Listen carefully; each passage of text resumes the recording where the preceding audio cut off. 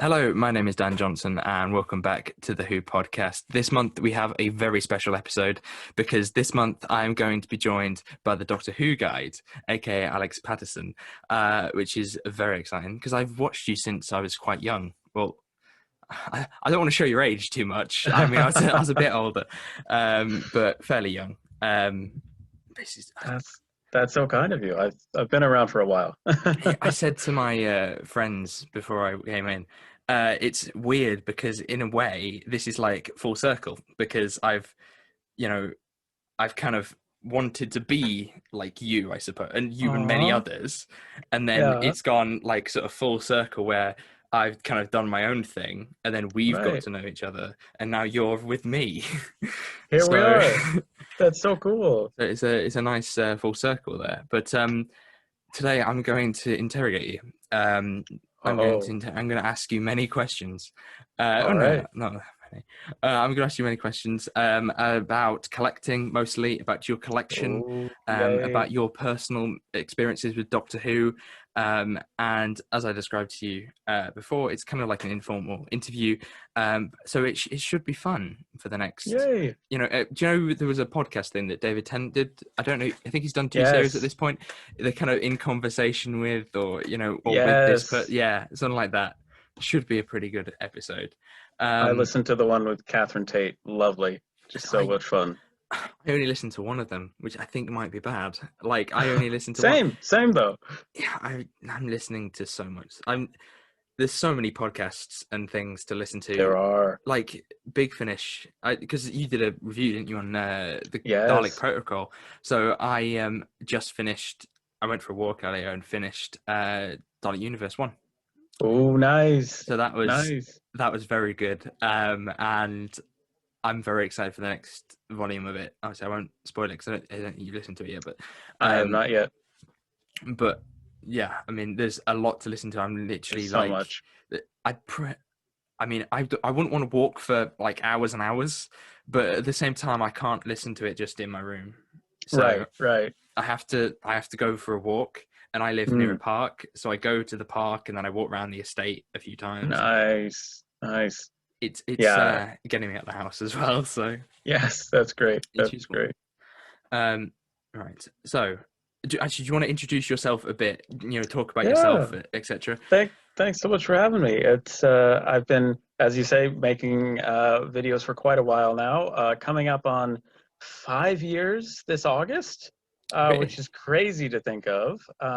And I've posted recently my 400th video for the channel, which was exciting. I didn't realize it, but my first two ever videos, the first one was about a Big Finish sale, and I wasn't on the camera, so I kind of consider my second ever video like my proper first video, and that was on how to cosplay the Ninth Doctor. So inadvertently, my 400th video was about Big Finish and the Ninth Doctor as I was reviewing this Doctor Who magazine. So that felt unintentionally very nice, coming full circle, like you Yeah, were full saying. circuit. Yeah. And yeah, just making videos every week about growing your knowledge collection connection with other Doctor Who fans. And I've been really lucky to have such a wonderful community, of which Mm. you are a I think big supporter. you do seem to have one of the most loyal fan bases. They're amazing. They're They are. amazing. Yeah. I begin to I just it boggles my mind because you're always self-critical of what you put out there, but I'm just always so grateful when I see like the same people commenting every week, and it's like, man, you make it to the end of my videos Yeah. too, and it's Yeah, I'm the great. It's same really great. because I have a few people like TARDIS one. So hi John, and who comment every week, and it's like the motivation to keep doing the Yeah, videos, and it's so it's great. like at the minute I'm sitting there with 4 videos that I'm all working on at once, and it's Ooh, like I'm excited to see where this goes and people's reaction to this and things like that, and I think you're always looking for the next thing because I imagine you bulk videos, so you have a whole, like a that backlog almost. that's the absolute best way to do that, and I'm always happiest when I bulk shoot. I am a lot of the time though I am going like week by week, and Yeah, that's a hard way to do it because obviously if it comes to a Friday afternoon and you haven't made your video and you're posting Saturday, Mm. it's rather hectic. But yeah, bulk to anybody who's making videos, bulk batch, because it's so much nicer to just have a video to edit rather than having Yeah. to film it and come up with the idea and all in one day. I keep trying to do that and then get to like when I post and I'm like, oh, I need to post this one actually Right, because I haven't got right. anything left. But Well, um, and that's a nice thing too, is if you have videos prepared and you need for whatever reason to take a week off or yeah, miss the next upload, you can put that one out and not be yeah. behind. I have very short amounts of sort of motivation where like if I'm going on holiday, it won't be like I'll do one video. It's like I'll do six to cover every Yes. day. You know, it's Yeah, right. that kind of God, that sort of naivety, I suppose, when I was younger as well, because I used to post a lot more, and it was not very good. But trust me, there are questions about that coming up. Ooh. Um, Yes, my quality versus quantity. my first question for you though.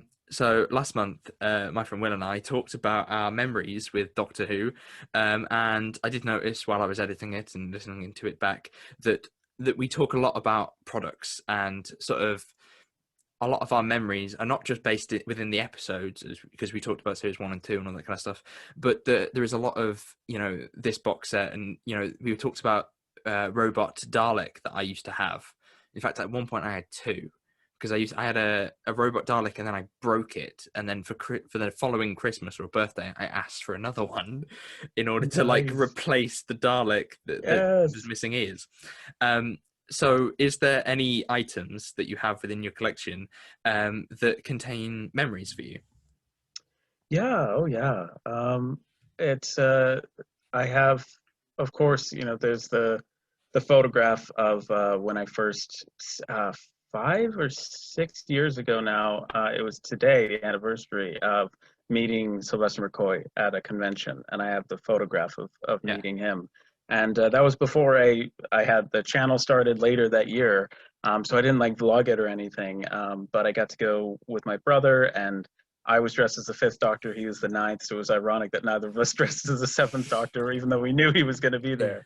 But that absolutely holds a lot of memories. And I've got my scarf that my mom knitted for me. I've got, That is a nice one. That is I've a got nice this thing, that isn't it? That right. I've got this lovely personal nice things.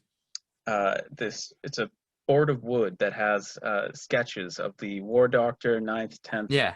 Yeah. 11th, and 12th, and that was completely custom made by some friends of mine, and it was a birthday present, and it's just things like that that are really Mm. unique that I think are related to a friend or a family member that are really really special. Yeah, definitely, definitely. I think a lot of the time, Doctor Who just becomes the background of the memory. It's like people, even if those that aren't like almost a bigger Doctor Who fan, the kind of ones that watch it casually or etc. And I think this goes for a lot of TV and film, is Mm. that if you watch something on a date, then you're reminded of it because of that date. It's like the Christmas specials of Doctor Who, and then it Yes. becomes Doctor Who's not. It's not Christmas without Doctor Who kind of thing. Yeah. Oh I yeah. mean, personally, I was never a big fan. Well, I'm no longer a big fan of having a Christmas special on Christmas Day because my family's now a lot older, and it's meant that they now have kids who aren't quiet and don't like Doctor Who. Yes. So the issue Yeah. is that like I can't watch it then like Right. live anymore. Um, Yeah. so Just because of in the U.S. The we I suppose we never had the tradition of necessarily of watching Doctor Who on Christmas Day because we were always going up to family, and they some of them were into Doctor Who, but not enough that we could turn it on mm, and all watch it as an event. So we would always watch it the next day or the day after. So it was never really related with Christmas, sort of maybe Christmas time, but yeah, the New Year's Day is now just as good a day as any to watch it. yeah, I think so. Um, the issue that with the whole Christmas special thing, it's also a way of kind of blocking years because I think that when I think to Voyage of the Damned, well, that was the year that my mum was not very well, so that was like Mm. that that year, that weird sort of bubble. I was too young to remember what was happening. But when I watched it this year, they were like, oh, that was the year that I was ill. And I was like, oh, that does make sense. Why Right. instead of watching Right. it where we normally watch it, we watched it at home. But I remember distinctly watching it. Right. And it's not like I mean, it made no difference to me because I was just too young that everything just went over my head.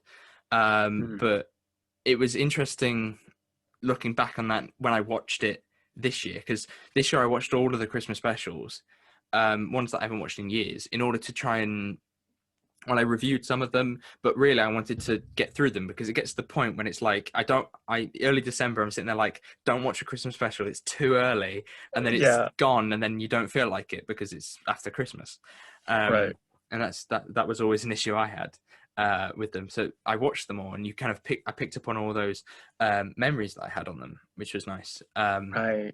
Right. I remember when I was sick with a cold and had nothing really to do, I read through the entire target novelization of The Brain of Morbius with Wow. that yellow cover. So I always think of that day, and you can be transported back to moments. There was one, it was an omnibus version of a couple target novelizations. I think Terror of the Zygons was one of them, and I read that listening to the same version of the Doctor Who theme like on repeat just in the background.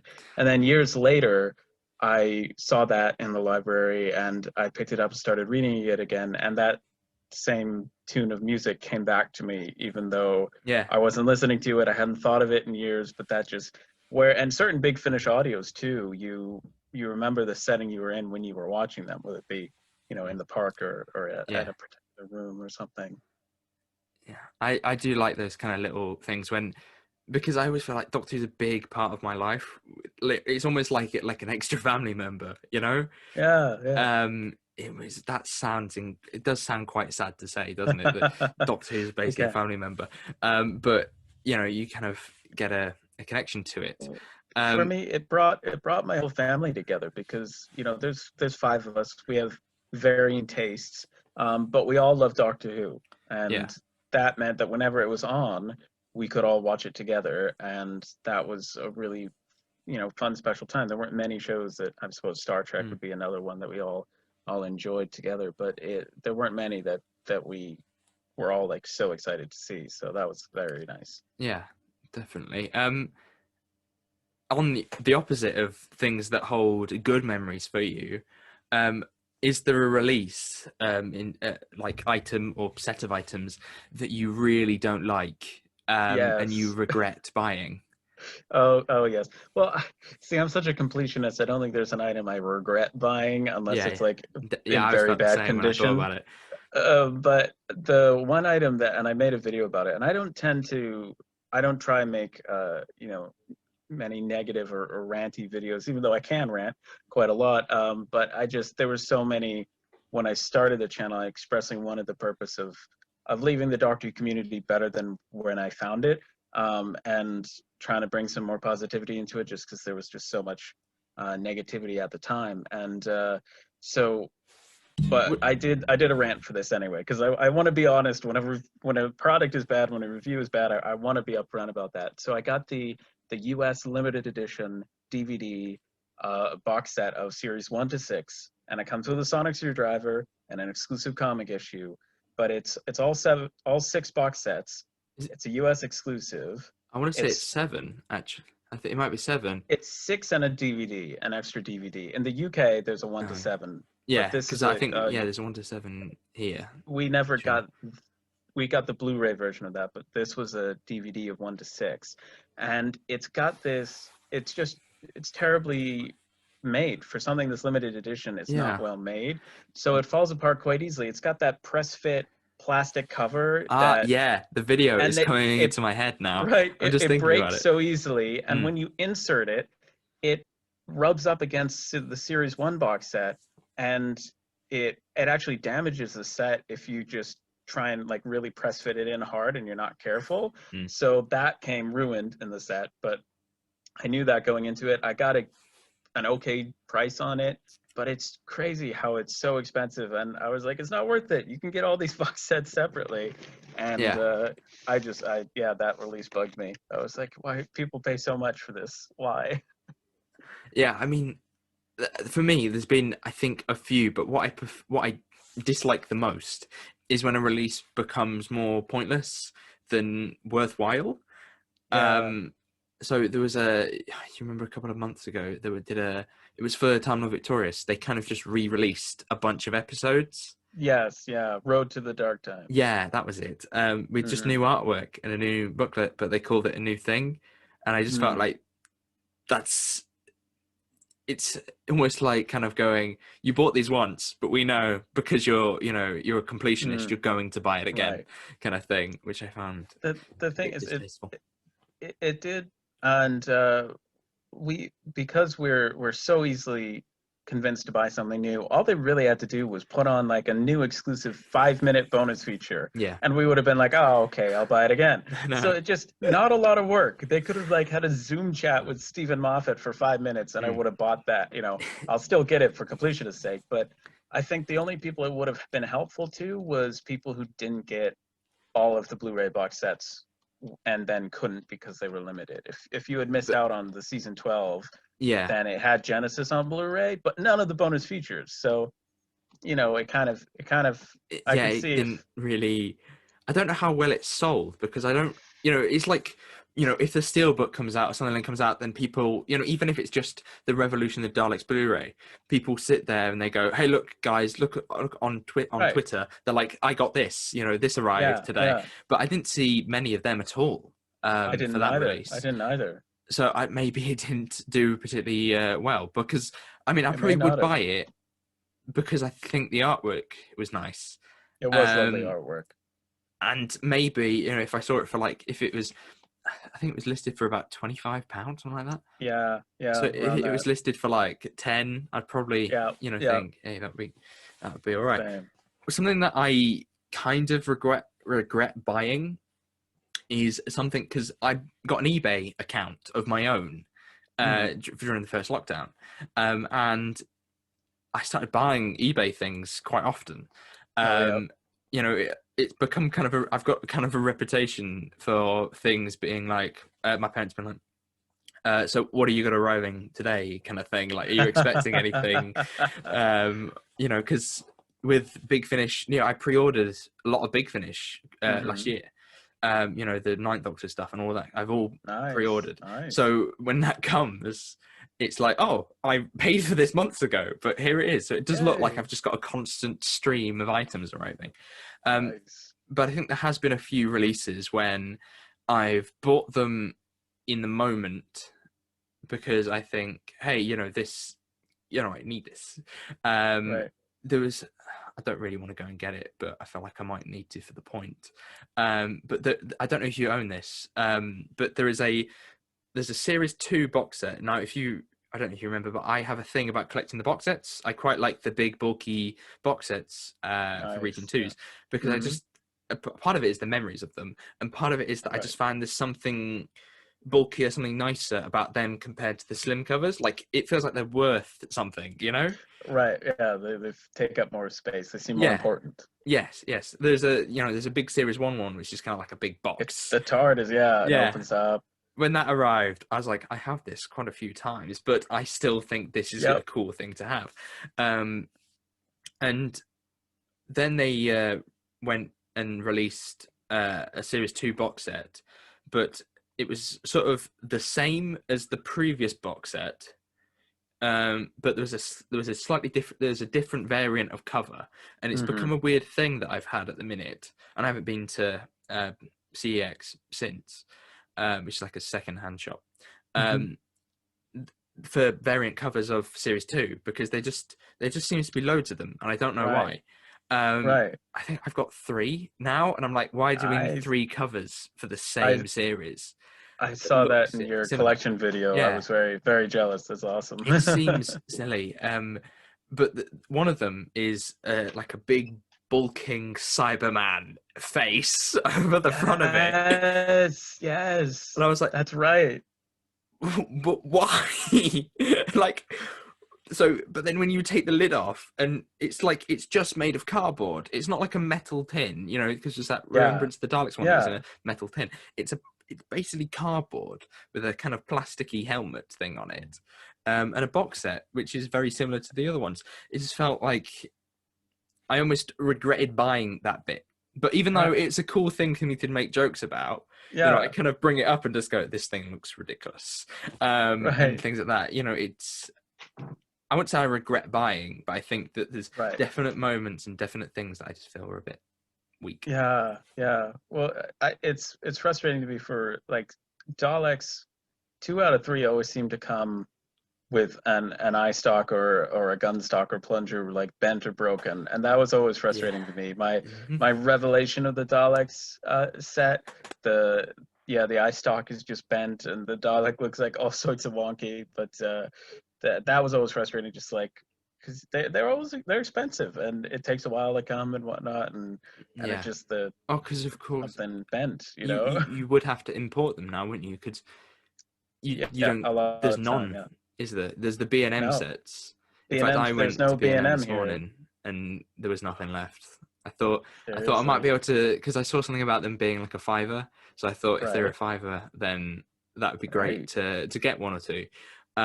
Even if it's just like army building Daleks, it'd be still a cool thing to have. And I kind of went against it. Well, when I got there wasn't any there, and I thought I don't need to buy more Daleks. I mean, Yeah. there's enough of them over there, and a lot of them do look alike, It's a slippery as slope. well. I know, and it's a Eventually, you'll be slippery able to slope. recreate that model shot from Planet of the Daleks, where they're looking in the cave and Oh there's yeah, just yeah, tons of there's Daleks. everywhere. Yeah. Yep. Yeah.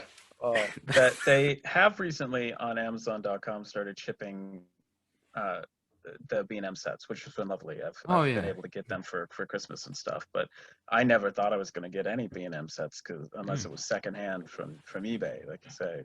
And well, we all know about those prices for. I saw people Oh, selling them oh. individually, like individual figures. So like Romana one was like £15, which meant that Oh to get goodness. the three, not even the box included, Right. would be £45. Plus the shipping too would be probably the same amount, you Insane. know. Yeah, yeah. But it's like the Series 9 steelbook that's eluded me for many Oh my years. goodness. You You know, have so many of the I steelbooks that have. must be driving you I can nuts. get that in the right angle. I might be able to just. Yeah, Oh, look at there's the them. shelf with them That's all there beautiful. with Oh my Series 8 as goodness. well now. I often tell people on Twitter, if you need any sort of overseas storage on a permanent to semi-permanent basis, let me know. Nobody's taken me up on it yet, but that's a beautiful collection. Yeah, well, I see my dad had some LED things, and I was able to put them within the thing, and I think it looks a lot better. I'm also a big fan of kind of keeping things level and almost Hmm. sort of flat, like that you can't see it, but in here, this is where I keep my big finish stuff, and back behind that I have a layer of DVDs, whatever they are. They have to be and then Blu-rays on the top, because if you do, if it goes like Yep, wave, I would yep, hate it. yeah, But that is a very frustrating thing for me to look at. But yeah, yeah. but that Series 9 Steelbook, uh, we all know about those. Maybe we Oh, should hate those releases, because those releases end up going for ridiculous amounts. oh And yeah. I think it's also kind of it's so bad to say, and I'm really delving into my psyche with money here, is that it's like if I don't buy this now on release date or pre-order it, then I won't Hmm. get it because it'll be sold out or whatever. I think that's Right. an awful mentality for us to have as Yeah. fans Yeah. now. Well, the fear of missing out definitely comes into it, and the problem there is that as we end up justifying higher and higher prices, then we just end up spending more and Yeah. more, and the releases become less and less available. Mm. And I recently did a video on why are things limited edition, and it's like I can understand to a certain extent, but what was happening was so many things all at once seemed to be all getting limited edition, and I'm like, it starts to feel like nothing's just Yeah. a standard release anymore, or that if it is, that it's so much lamer in comparison. To the point where even T-shirts are limited now, vinyls. Big Finish is only making the CDs for a year now. The Blu-ray releases, the steelbooks. There's just Figures. so much figures. Yeah. It's I like mean, it's if you don't have the funds available immediately, hmm. it's actually more expensive to not be poorer, to not be able to get releases as they come out. Like, you end up paying more in the long run by getting them Yeah, you secondhand would. if you Yeah. can't, shell out the funds initially. So you do have to start picking and choosing at times. Yeah, I mean, for many releases, I've sat there and gone, do I really, it's like the vinyls. I don't Yeah. have a record player, right, for one, but I think, hey, those vinyls look lovely. I'd love to get them. Right. Right. There was one I saw recently for, I think it was, this. I forgot what it's called. Well, there's one for Spare Parts. Spare Parts Oh, is a very yep. good story. I'd Mm-hmm. love to have that on Mm-hmm. vinyl. But if I had the chance, I would have got it. Yeah. And it's the same with a lot of, it's more Big Finish actually. But there was a limited run on the 10th Doctor Adventures. I don't know if you have any of them, but they did sort of. There's one with Donna. There's one with Yep. Rose. Yep. And it's actually two Donna, in fact. But those kind of book-based things are ones I'd really like to get. I have Yeah. volume 2, which I bought a couple of months ago for my birthday. Right. Right. But the volume 1 is not available, and if you go on Mm. eBay, you're looking to pay Yeah. double the price. And if I had the time, if I had the knowledge of it back in, Right. or if I didn't wait, if Right. when I first got a Big Finish account, I looked and I added it all into my wish list, that kind of stuff, and I Right. just thought it's Right. just too expensive. I'm just going to get rid of it, and because I waited, I lost it. It's a Exactly. horrible thing for us to have as fans, And isn't it? that's why I, like, whenever I see news about like a limited release, I always try and get a video out as quickly as possible to let people know. But so with the Series 8 Steelbook, I saw that it was out. I was like, I gotta make a video about this. And I think in less than an hour, I had the video up and out. And somebody in the comments, I think, asked if I had ordered it, and I said, oh, I should probably do that. I realized that I hadn't ordered it, and by the time I went back, it was out of stock. And I had missed out on the Series 8 Steelbook because I was just so preoccupied with making the video. And so thankfully, somebody tweeted recently that it was back in stock on Amazon. I ended up ordering it through Zabi because they're the only site that ships them to the US. But I did get my hands on a copy, Oh, good, thankfully. good. But if people hadn't tweeted, which I always try and tweet as well. But if you don't know, the Ice Warriors vinyl came out. That looks beautiful. And I had by the no time idea. it came out, and it's gone, just Yeah, like that. seriously. And it's wild. You know, We recently, for my dad's birthday last year, we got him this vinyl player that you can plug your phone into it as well, and it plays all different sizes and stuff. So now I'm looking at the vinyls in a new way, because I was always like, well, they're so limited. Do I want to get them? And I'm like, well, now I can just borrow my dad's record player and listen to them I know on vinyl. you're falling down the rabbit hole I was trying But to avoid. it's like $75 for the Ninth Doctor vinyl. It's $50 and then 200, $25 shipping. something pound for the set, I think. Yeah, it's Yeah, yeah, crazy.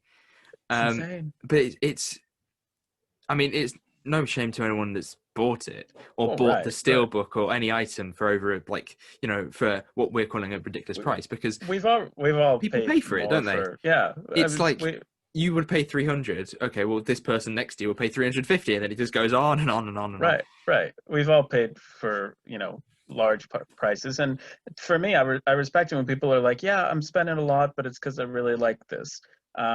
Versus people who try and justify it, or say don't want things to have a further release again, because then the value of the collection comes down. Because Yeah, yeah, I never, like, if I buy an item, if I pay a crazy price for it, I don't care if it becomes unlimited down the line, or if it Like, Mm. my entire DVD collection has plummeted in value now that the Blu-rays come out. But I don't mind because I'm not getting it as an investment. No. I'm getting it because it's fun. So if somebody is like, yeah, I paid a crazy price for this, but it's because I had the funds and I liked it and wanted it now, then I totally get that. Yeah. Uh, I I mean, totally get that. I've spent definitely. far too much on too many different pointless Doctor Who items to judge anybody. So Yeah. Yeah, definitely. I was thinking in my head of all the things I've bought for on a whim, and then over the last year. add to cart is just the best feeling, isn't Yeah. it? Oh, I just love it when something arrives and then it's like my thing arrived, and then I Yes, open it and it's like, oh, there it is, and then it's like, okay, what's next, kind of thing. It's a exactly. terrible, It's like like, the evening of when that you get part of you is still a thinking. package, you're like you're shopping again and you're looking for the next thing. Mm. Because like I always find that a couple of months ago, or a couple of weeks ago, I had a couple of things on order just because it happened to be that way. It just happened that I had like 4 or 5 things on the way that I've Hmm. pre-ordered or whatever. Um, and I was waiting for them, and then once they all arrived, over I think they I no I had 2 things come in, but to me it was like this big like collection Right. haul that's on its way. And these 2 things arrived, and they both arrived on the same day. And when I opened them, I looked at them, and like I ordered a unit box set for Big Finish, and I listened to Oh, some of it, nice. and it arrived the same day as the other Big Finish because they obviously came together. I Right. opened them, looked at them, and then went, "No, what?" Like Yep. Yep. what do I have to look forward to for delivery? Which again, you know, it's like this is going to sound really bad, but it's like almost like a gambling addiction, isn't it? Like I it's can't instead of a absolutely. gambling, you're and it's something I like to Right. try and avoid. I think that over the last Yeah. few months I've been very cautious about what I was buying more than I was before, because I bought the things that I wanted. Like I bought the Mm. steelbooks that I wanted, and I collected the final ones I didn't have. And then when it got to that point, I was like, okay, let's stop now. Like it's Yeah. before it gets out Yeah. of hand. I've been in that sense. I've been lucky in that I've never had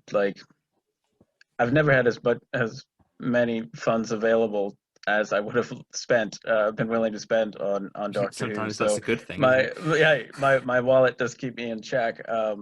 But I do find that doesn't stop me from window shopping. I shop on eBay, Yeah, Facebook Marketplace, all the time. basically every day, and Mm.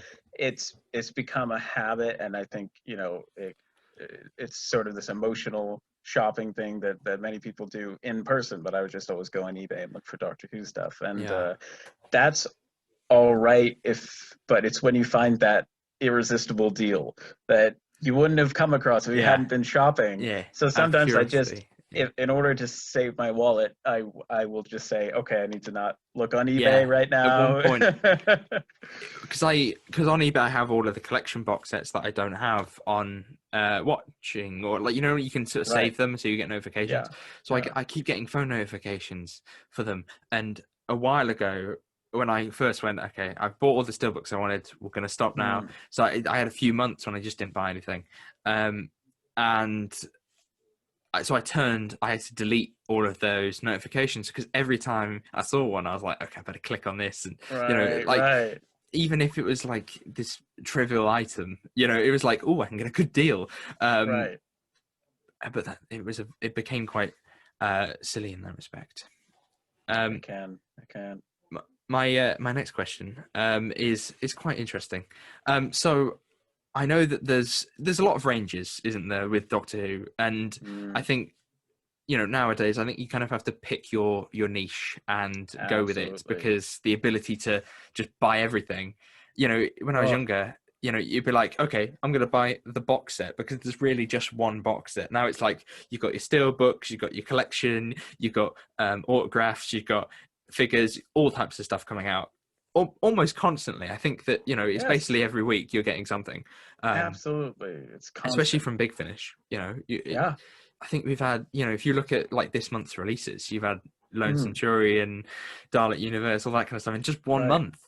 But is there a range that you really like, um, that is limited and not many people have heard of, that you wish more people would invest in? Invest in? Absolutely. Not really the word, but Um, Absolutely. The Not many people know about the German Doctor Who DVD, Blu-ray, my brain media went book straight to them as releases. well. Yeah.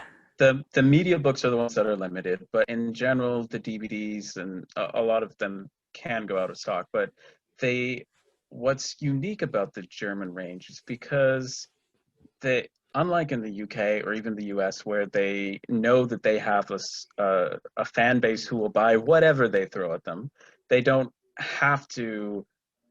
They don't have anything to prove, right? So we can get limited edition sets like the collection where the booklets are printed wrong, there's mistakes on the discs, there's the wrong artwork on discs, there's the glue on the case comes off, but we still pay for the same crazy prices and get them, and the problems can still persist a lot of times.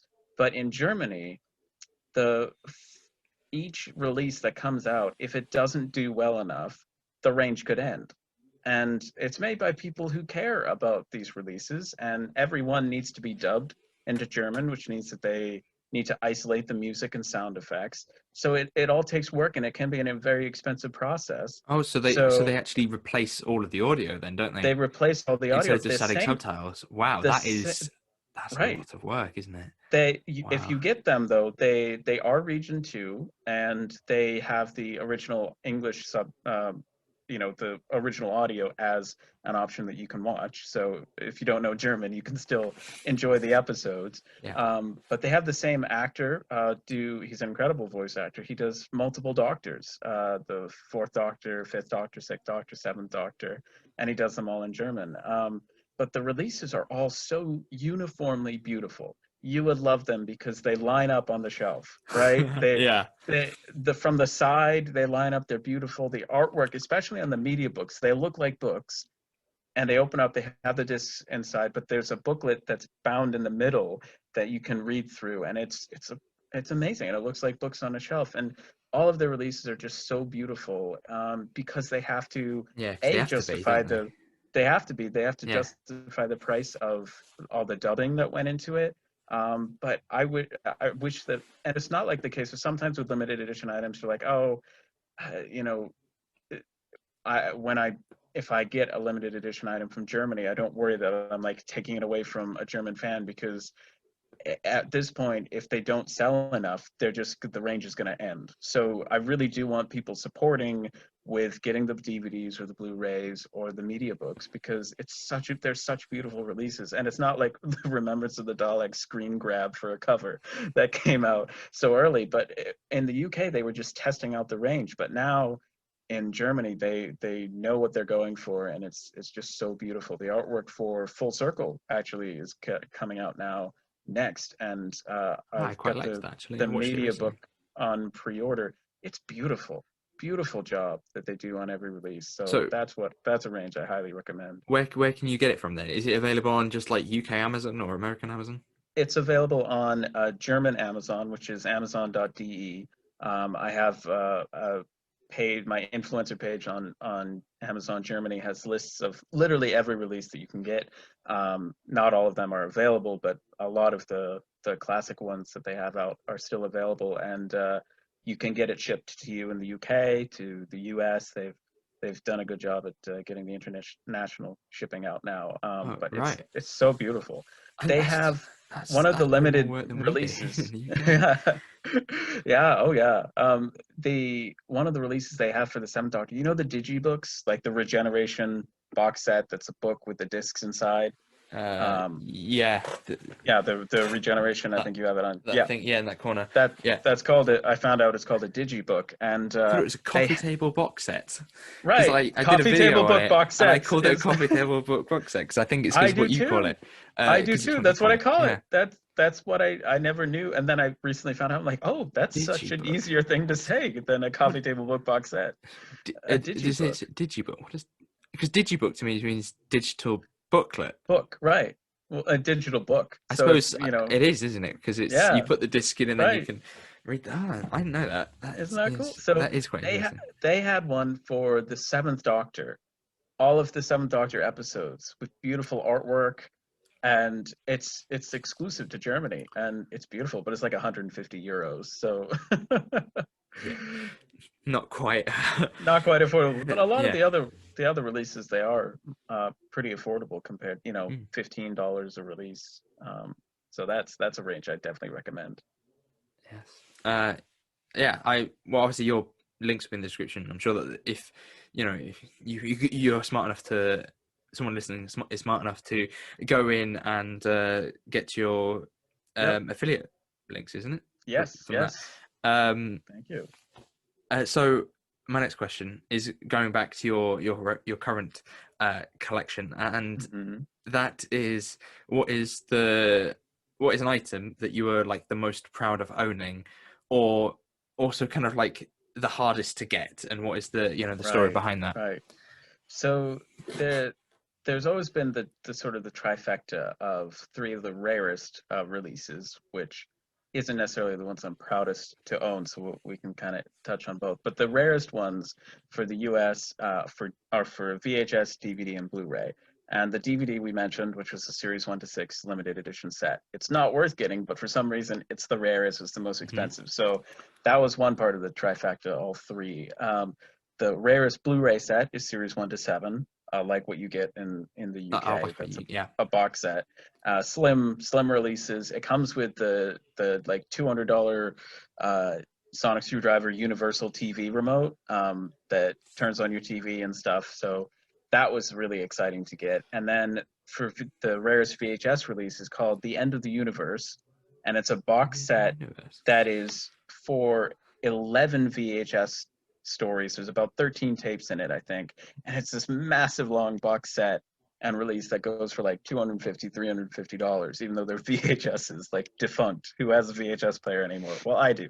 But that was a release that I was really proud to get. And I got it for like, 10, $15 because this wonderful fan passed on basically their entire collection on Facebook Marketplace for a very, very cheap price. And a friend of mine actually drove an hour to meet him and get it, and then bring it another hour to me. But those are sort of the three rarest sort of So media with that's in. this, the one that you just mentioned, Oh, right. what is actually within it? Is it like what episodes? Right. So it's called the End of the Universe set, and what's strange is that I always tried to figure out what the connection was because it's a Yeah, I quite an can work it eclectic out. bunch, but it's the last 11 stories to be released on VHS in the US. So you have The Reign of Terror. I'm just gonna Google it now, Doctor Who, The End of the Universe, because I want to get them all right. And it's got the gunfighters as well. It's got Invasion of the Dinosaurs. It's got Meglos. What else? Just it all seems so random. Oh, there's my video. Huh. Um, it's always nice when you Oh, find your own do videos you on have Google. a video on this box set? Yes, Well, if you want, yes, you can link this to me once we're done, and I will put it in the description. absolutely. There's the Yeah. Sensorites. There's the Reign of Terror, the Time Meddler, the Gunfighters. So four Hartnell stories. Then you have the Ambassadors of Death and the Mutants and Invasion of the Dinosaurs for Pertwee, the Invisible Enemy, the Creature from the Pit, the Horns of Nimon, and Meglos. So trying to figure out what the relations are What I between them. think, what I was thinking is basically based off Invasion of the Dinosaurs, but because that was lost for quite a while. Yeah, What I'm thinking is that these were like the later ones that they had, but it got to the point absolutely. where it was like, you know, may, I don't know when the thing was released, but what I'm thinking is like if it moved on to a different sort of age, like DVDs Yeah, were coming around or whatever, absolutely. and they were like, we have like these 11, like what do we do? Hmm. Do we yeah put them in a big box set and we'll Exactly. sell It them as came one? out in 2003, so they would have been starting the DVD Yeah, that's range. just when they started doing them. Yep, yep, So for you're for right. those trying to finish off their VHS collection. So did these? Is this the only place you can get these ones, or are they? Did they become like a standard kind of thing that you could just buy them? Because They yours are a lot different to ours in the UK. Yeah, yeah, they are. In the US, we don't for for DVDs, we don't have reversible covers. Right. We don't have booklets that come with the discs, and that's basically, those are two things. I remember discovering that you could reverse the covers on UK DVDs, Yeah. and that every one came with a booklet. Like, what is this? That's wild. Well, I think that whole reverse booklet cover thing, I think that's not really something. Well, to be honest, I actually haven't looked. This may be a discovery for me, is that I just gone out. But so are you referring to like the TV movie one, where if you spin it round, it has the classic sort of design? Right, the classic Yeah. design and similar logos. Yes. That. Yeah. Okay. Is that? That I isn't the remember case. this one. All of the US ones are just one-sided. What you get is what you get, and Mm. if it sticks out like a sore thumb, it sticks out. Yeah, because obviously because yours are a lot different. They seem to be. It's almost like you've got rarity for just the DVDs. You know, Absolutely. because I don't know what, I don't know how I came onto US Amazon at one point. But I was looking and it was like, so some of them are like £20 and then some of them shoot up to like 70, and Yep. there's no sort of line there. Nope. It's just all Nope. up and down depending on the Oh rate. my So goodness. some people's collection could have like holes in it because Yes. because this one's like rarer than that one, which They just seems absolutely ridiculous to do. me. There's Like, no it's rhyme or crazy. reason. There's no rhyme or reason for why they get expensive. And back in like 2011, 2012, like that I have a video on the channel about this. There were about 50 or 60 DVDs that were rare, and I have a list of all of them now on Amazon. And it was the most eclectic bunch of episodes. There were terrible ones, and then you thought, oh well, I don't know why those would be rare because nobody wants them. But then there would be really good ones, like Yeah. Genesis was $60-$70, so around £50. Robot was around $40-$50, so around Both people will be 35 happy about pounds. that. Right, right.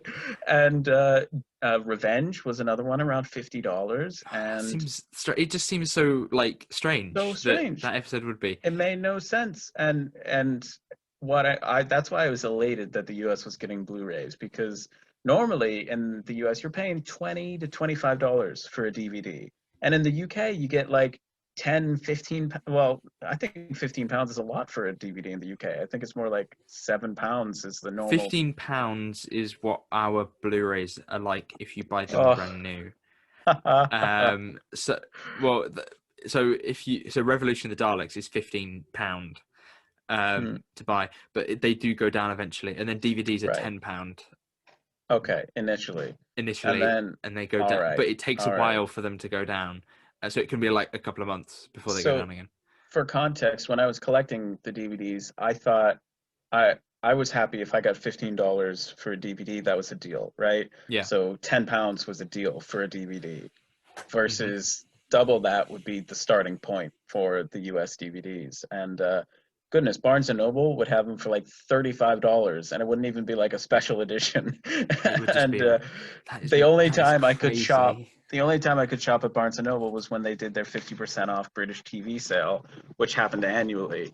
And then they were competitive to Amazon prices. But Because with UK eBay, right, hmm. you're gonna hit yourself with this one. So I have seen many times people selling people. I don't know why, but people tend to sell series. I think it might be because seasons, because of the kind of collection box sets. Right, People I are think trying to they get do. rid of their DVDs and then Right. etc. So people sell entire seasons. Hmm. They're about £15 sometimes for a whole series. Send Um, me these links. they My start. goodness. They tend to be bids, and I don't watch them Oh, because I'm like, right. I sit there and I'm like, okay, I see I what a don't bid. care that Yeah. much because I've got it, whatever. But they start off at like £15, and I don't. I mean, there was one I saw for the Three Doctors special edition. This is obviously UK, and it was at £3, and it sold for 4, and it was, Oh, and that's so amazing. I bought Planet the Spiders for £6, on Oh, eBay, and that's $9. That would yeah, have been. I would have been ecstatic to get a $9 DVD.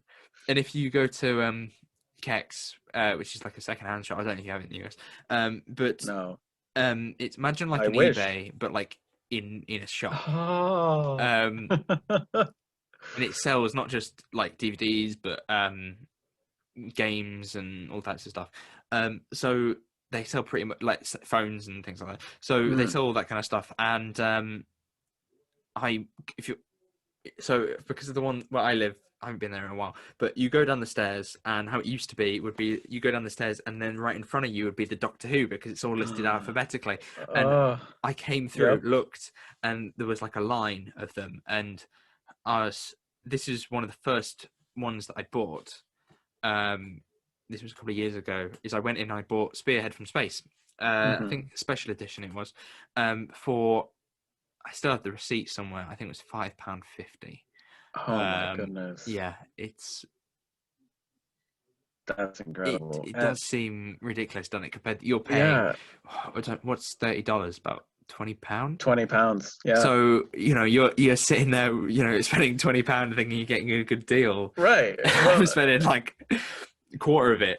it is absolutely crazy. And to get it shipped to be for those prices, it would sort of negate the point.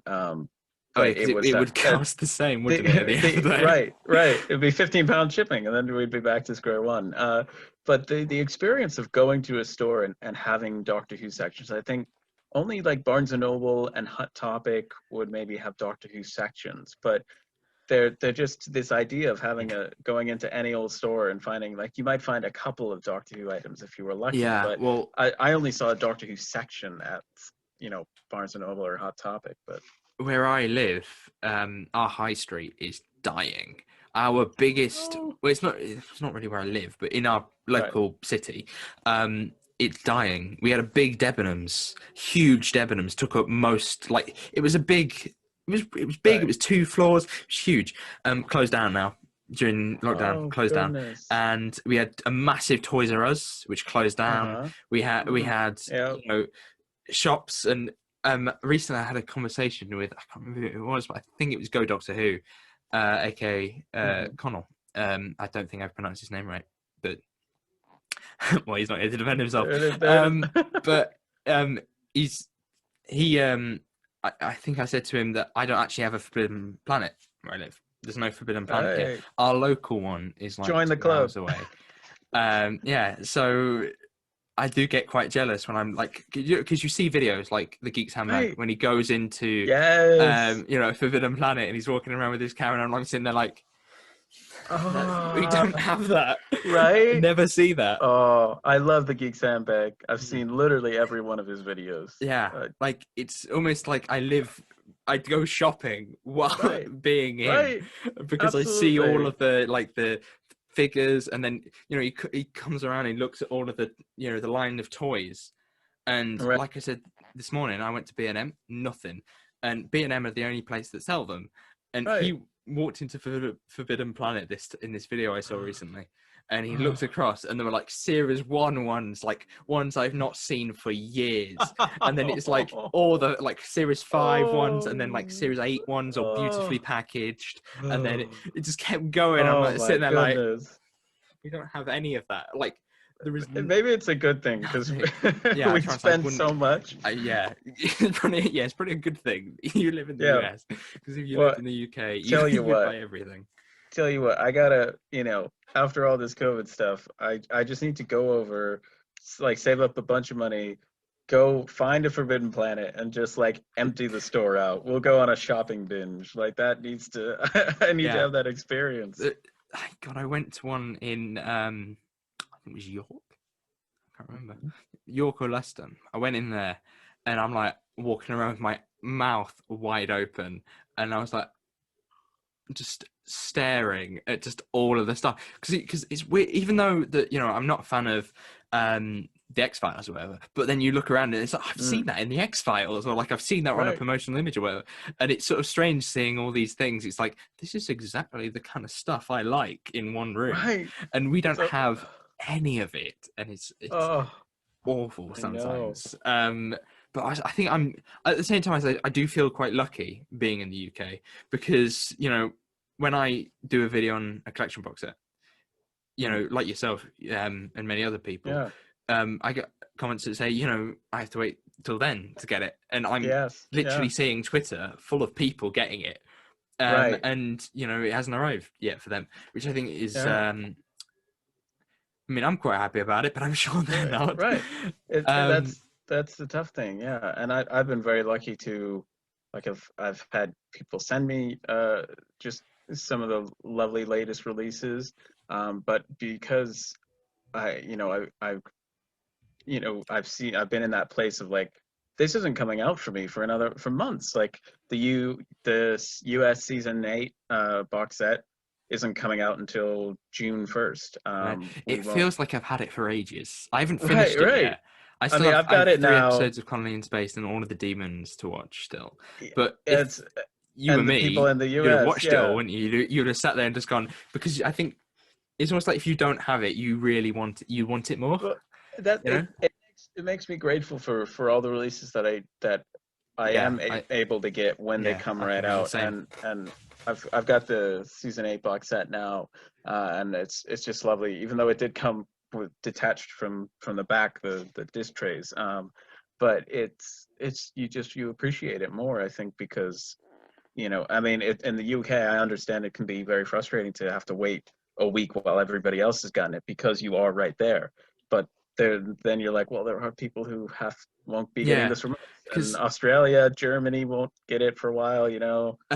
me and so I recently met Scott or Scotty of Scotty's channel, and he's currently in the position I was in a year ago, and he's buying the steelbooks, and I don't know why, but he's taken me to be some kind of authority on it, because he You are commented the on steelbook a guy. You are, video yeah. that I had. I think it's the 50th one, and since then we've been talking to each other about steelbooks and all that kind of stuff.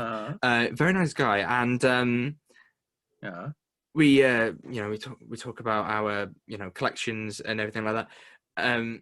We were sitting there today, and because I was here this morning, and then I went off in the Uh-huh. afternoon. I was sitting here, and I was messaging him about because he was talking. He's like, I'm not quite sure if mine's going to arrive, and I was like, I don't know if Right. mine's going to arrive because I bought it off HMV, and HMV don't have tracking. And Right. I think part of it was like, we were like nervous a little bit, not a lot, but we were Yeah. a little bit Yeah. nervous that they weren't going to arrive today, even though Yes. knowing full well that if it didn't arrive today, it arrives tomorrow. Like it was that Right. kind of Right. silliness to what I think we both kind of knew that what we were doing was really Right. silly, um, because it was like we were sitting there going, he was showing me his like tracking Right. information of the thing, and it was like it was. And I literally messaged him, and then I heard the postman slide it through the door. I was like, "Oh, guess what? Hey. It's here now." you know. Yay! Yeah, no, Yeah. the Series 8 Steelbook won't come for me until May 6th is currently what it's saying. So I have to wait Mm. until May Well, 6th. yeah. I And it's like, mean, oh, goodness. But at least I have some people are going to have to wait until they mm, save up the money to get it from eBay. So, yeah. I mean, at that I'm point, I grateful. would be looking at the collection box set for the standard releases. They'd be coming out near Yeah, about 2 weeks later. So I mean, I do feel quite sorry for you. A lot of the time. My I've next I've, question. I've got to say though, I'm very lucky. I literally have people sending me stuff Yeah, for free in yeah, the mail. So I'm very blessed yeah. and lucky to have the So your community that collection I kind of do. becomes So like a communal, like sort of. it absolutely has. I want almost like the library. It's like Yeah, everything's come to the library, which is your house, right. and I don't know where you keep it all. It's Like how do you? What is the storage system behind all of that? so I have this big bookshelf that holds a lot of it. I've got various like I have a spinning book tower thing that So I got from yeah, a yeah, shop that was actually closing down, yeah. and we were like, "Do you want this?" And they were like, "Can we have this?" And they were like, "Yeah, take it." And so I have a lot of various sizes of shelves. My friend got me a VHS, no, a DVD rack that he saw on the side of the road. I was at a silent auction sort of raffle thing, and I was the only one who put in a ticket for this VHS rack. And I thought it's quite funny that that I was probably like your age at the time, and I'm like, why is somebody Yeah. this young like interested in a VHS rack? But I was, and I got it. So it's an eclectic amount. Like some people get those beautiful shelves from IKEA, but they're all uniform and they hold their CDs so nicely. And I'm like, one day I'll have a uniform amount of bookshelves, but now it's just a lot of random Yeah, bookshelves. I And feel the same, to be honest, because at the minute I hate how it's all stored. But so I've got stuff in here, I've got stuff on the shelf. I have right, like I used to have books. Do you remember books? I used to yeah, have yeah. them, and What then are those? now I have one layer of just Doctor Who things, and the layer below it, which you can't see, Yes, is yeah. just Doctor Who. Like it's Oh my just those gosh. big box sets and stuff like that. Yeah, I've got volumes sitting on my over there by my TV, nice. and Yep. it's like, and at one point I didn't go with it in the end, but I was going to buy a display cabinet to Oh put the yes. figures in and things like that. Yep. So that was Storage is a storage constant is a battle. real big issue, isn't it? It's got Yes. like Well, because you spend all your money on the stuff that you need shelf space for. mm, So yeah, why would I spend yeah, it's crazy. $100 on a shelf when I could on a on Doctor Who? I wanted to buy I saw this on eBay, a kind of, so it's like a sonic screwdriver holding rack. So you Oh, put your sonics in it. that's Because amazing. currently I have, oh, he's not, you can't see him from where, but just off here there is a sort of Groot statue thing, Oh yeah. like a pot plant, Yep. plant pot, and I want to be a gardener. And it has sonic screwdrivers on it, and I think I've Yeah. got about five. And I want to get this rack so I can put it on and like slot Right. them all in. It'd be nice and neat. And I can make better use of the shelf, and Right. Right. all of that kind of. And I'm sitting there like, I want to do this, that, the other. Mm. But One yeah, storage system that I am quite happy with is how I store my magazines, because they're notoriously hard to get. Like, unless you have enough to exactly fill up the shelf, mm. they Yeah, oh, really yeah, slide mm. all over the place, and Definitely. you don't want them to get bent. So I got this. They're totes that you can get for hanging file folders, and I put my magazines in these hanging file folders, one to each file folder, and you put the binding down, and they hang there and they stay straight and they're easily accessible. You don't have to like yank one out and then the rest just squish in and make it impossible to fit it back in. Yeah. And because they're in the tote, it's very easy to move around. It's very easy to access, and that's one way that I'm actually happy with my storage system. Like that works. Oh, That keeps them nice it's a and safe. useful thing to know, isn't it? Because I mean, I've got a lot of. I don't mean I kind of stopped buying Doctor Who magazine because I knew if I did, then Mm. I'd be like, I'll get a subscription, and then it's like Yep, another thing that I'm paying yep, for in terms of subscriptions. So I was exactly. like, I'll hold off for a little while. But I mean, with the most recent issue with Kristen Eccleston, Yes, I sat there, so I'm like, oh good. my god, I think I might need to buy Yep, it. yep, Um, yep, yep. and because of how interesting it sounded, because I saw your video on it, Right. and there's loads of Oh, interesting thank you. things, and there was There the is. obviously when you mentioned it was, by the way, your videos have got very sort of informative and almost Thank you. researched. I think I've noticed with the last few that I've seen, Thank but you. within that magazine one, you mentioned the last page and what was coming next. It's like actors that played the Doctor but didn't Right. play the Doctor. I think The that was almost, the yeah, article that was coming in the next issue, and it's I was like, that's so intriguing. They do an so actor much who intriguing stuff. almost played the Eighth Doctor. So that's like what turned down the role. And it's like, what would that history have been? You I know. know, like a world without Paul McGann as a Doctor scarcely bears thinking about, but it is a fun thought exercise. And yeah, thank you. I've been Mm, they I wrote my scripts for those videos are just way too in depth, so there's a lot of editing that needs to happen yeah, to cut it down, because it's like, I'm okay, this is like awful with scripts. Awful. so many pages. I just go off. I never met a word count I couldn't hit. You know, because that's I when they say like, oh, if you have like an assignment or something, and it's like there's a minimum page count, I'm Yeah, like, do people yeah, need that? yeah. You're that person in the exam that asks for extra paper, aren't you? Yeah, yeah, yeah, yeah.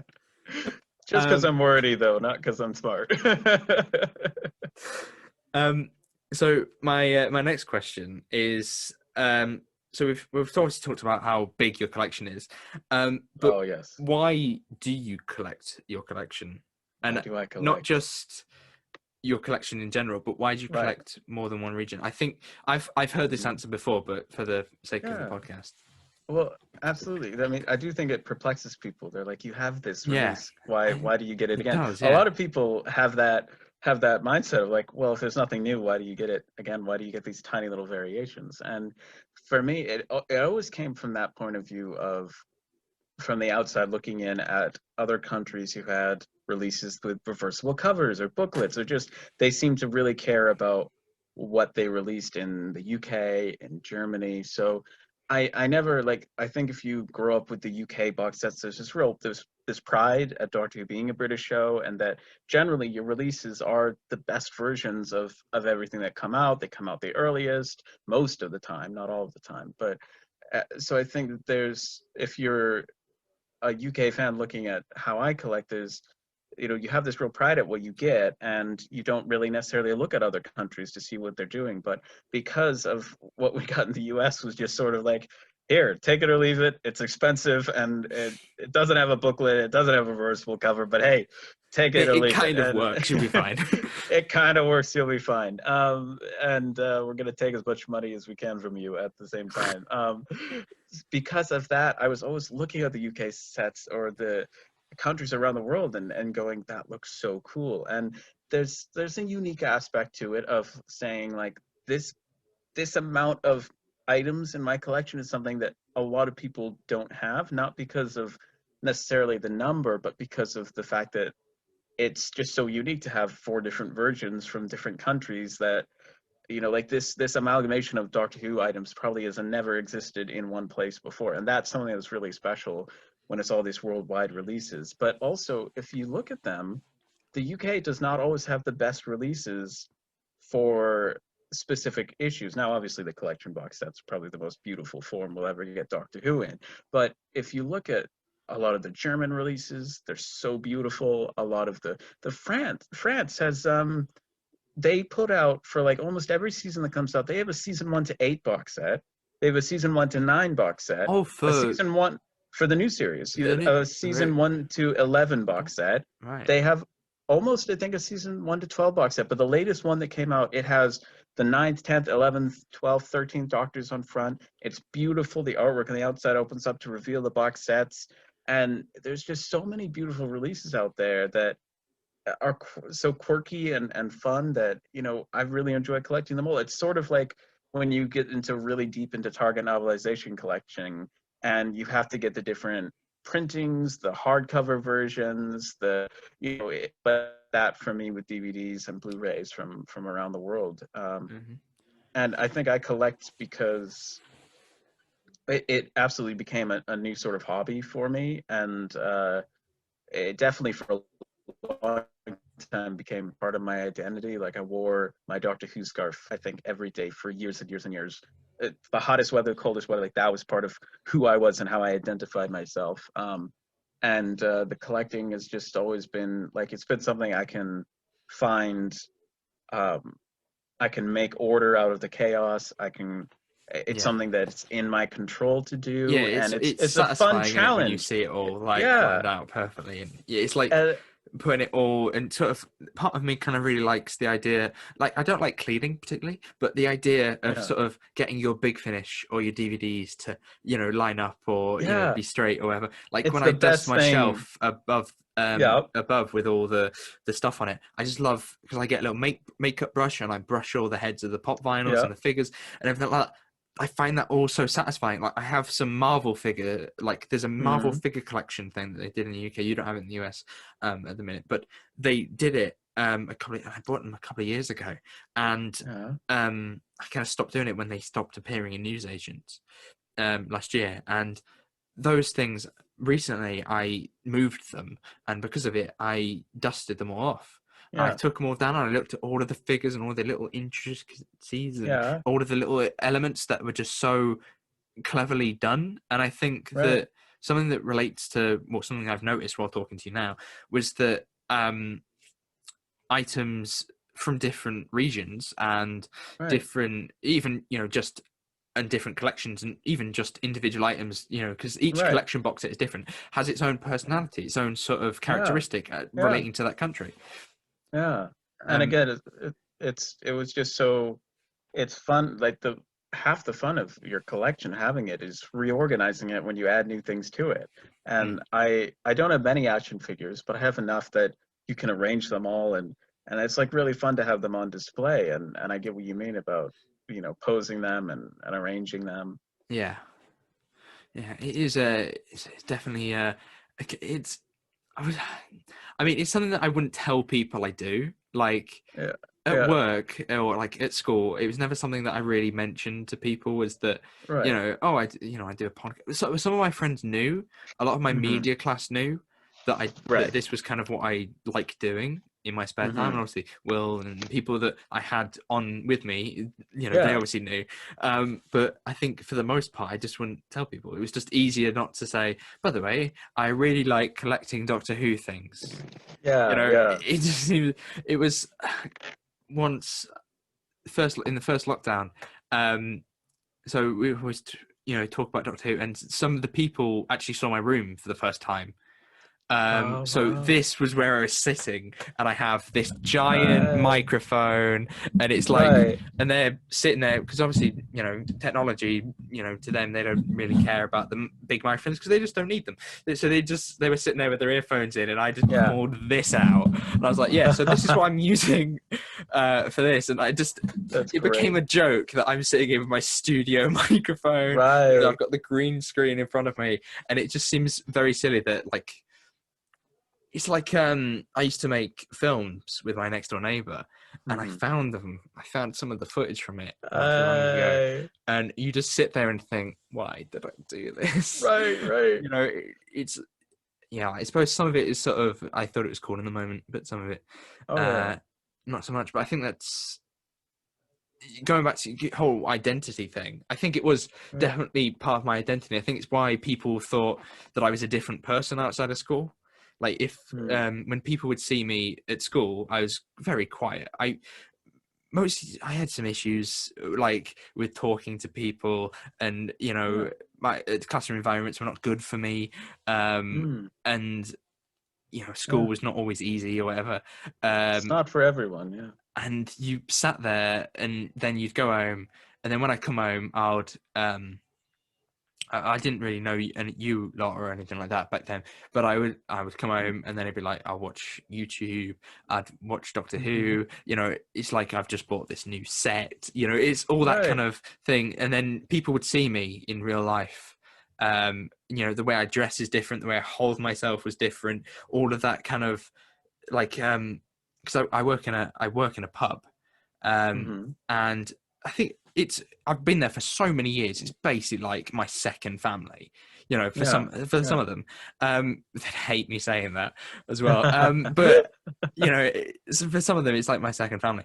And someone that I went to school with worked there for a while, and Hmm. she left. And one day I was walking out after finishing my shift, and I walk through, Yeah. and she gets out of the car, and there's two people I haven't seen since, you know, for years, and they see me, and they're like, "You look different. You look like you've got muscle now." You know, it's like I always had the muscle. I was always Yeah. quite, you know, I always like sort of stood up straight and stuff. It's just at school you'd Right. hunch, and like Yeah. it was all about it was the image, I suppose, and the way I presented myself. You know, Yeah. if you see me now, I'm, you know, I'm talking right into this Mm. microphone, but normally, you know, can't string a sentence together sometimes.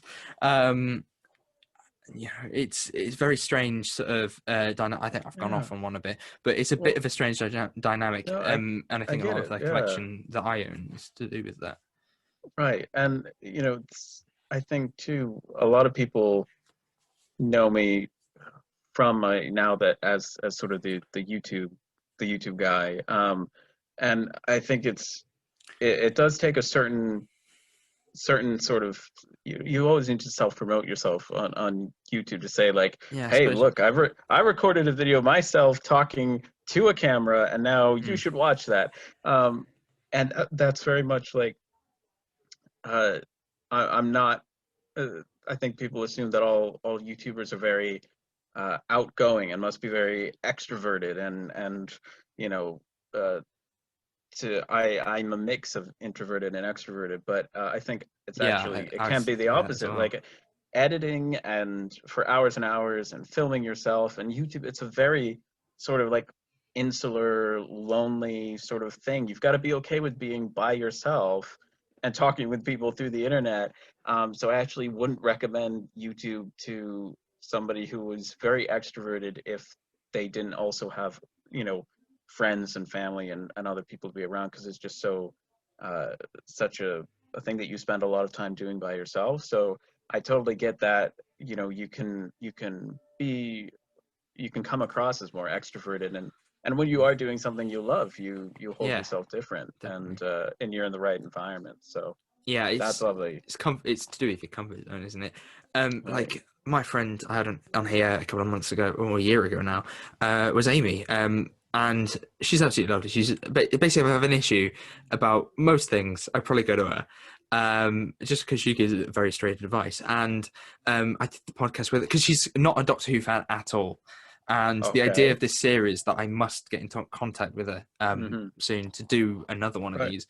But we talked about, I kind of explained Doctor Who to her in a 20-minute Nice. Well, like good for video. you. Um, and it was interesting to see that one, she saw a different side to what I'm like. Hmm. She saw me talk faster, quicker, more or sort of like whatever I was doing with my hands. It's like if you put a camera in Right. front of me, this starts happening, Oh yeah, the hands and all go. that kind Yep. of stuff. So it was interesting to see all of that happen Hmm. over time. And Yeah. because to me, like it's always interesting when people see different sides of you, because it's Yeah. almost like I have different personalities. I think I Yeah. described Yeah. Yeah. that to someone once, is that it's almost like if I'm angry or if I'm at school, if I'm angry, you can tell, like the way Yeah. it's like a different person.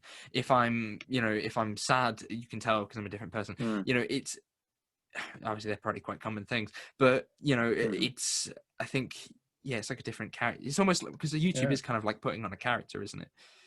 It can be. Yeah. Absolutely. Because you've got to put out like the camera takes away a lot of energy, so you've got to bring that. Mm. You've got to you've got this level of concentration where you're thinking about how you're presenting yourself constantly. My That's something I like about podcasts too, is on YouTube I always try and be very careful about Yeah. what I say and how I say it, because it's the internet. It's out there forever. And I think you review an episode differently when you know that the writer may be on Twitter and may watch the video that you are reviewing of their episode or their product. The artists will retweet your tweets or whatever. So Yeah. And it's like I'm nothing really is completely void of some credit, is it? right, Even the worst right. episodes of Doctor Who have good things within them. Orphan Absolutely. 55, which I think a lot of people would deem as one of the worst Yeah, yeah. of the recent years, would, Mhm. I sat there and I like the idea of it. I like how it Right, works and things like that. right. I wouldn't say I did that because I felt like, they could watch it, because I just wouldn't think Mm. that would be the case. I mean, back in series 12 came out over a year ago, I Yeah. Can was you believe it? I probably had just over 100 subs. Like, I probably wasn't particularly really don't want to say famous, but I don't know why that keeps coming. Trying to think of a Eh, different word. Known. I wouldn't say I was yeah, like yeah. known. Right, right. And well, I'm still not, to be honest. But it's sort of like a small bubble, that Yeah. of I mean, people that do know me, which I quite there's enjoy. there's always bigger fish in the sea, and what I've discovered is that like I'll watch a channel, and I mean I gotta say, what level are you, like what's how many subscribers do you currently have? I should know this, but 400, four, yeah, nearly 450. almost. Okay, I think I'm one nice, off. nice. Well, there are channels that I watch like yours that I'm like, man, I wish I was that good at when I was at 450. But also there are channels that I watch and I'm like, I shouldn't have, because people equate a number of subscribers with how good your content is. Mm, And it's like yeah, those things can come hand in hand. Like you can't keep subscribers and you can't get your video suggested if people aren't watching them for a reason, but people equate the reverse to be true, that if you don't have a lot of subscribers, it's because your content isn't good.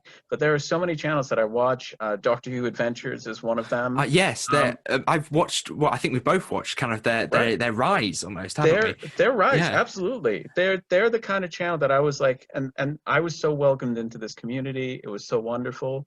But it's like the way I see it is like I collaborate with everybody that you can, especially when they're small, because you don't know who's going to become super well. Doctor Who Adventures, it's only a matter of time for Mm. them to take off. The content they I put out think is so good, but God, you they must be, notice I think they're nearing they're 2,000 tonight. nearing Actually, 2,000. They I, are going to they might have out hit it by the time this comes out. Actually, they it's most incredible. definitely would have hit it by the time this But comes out.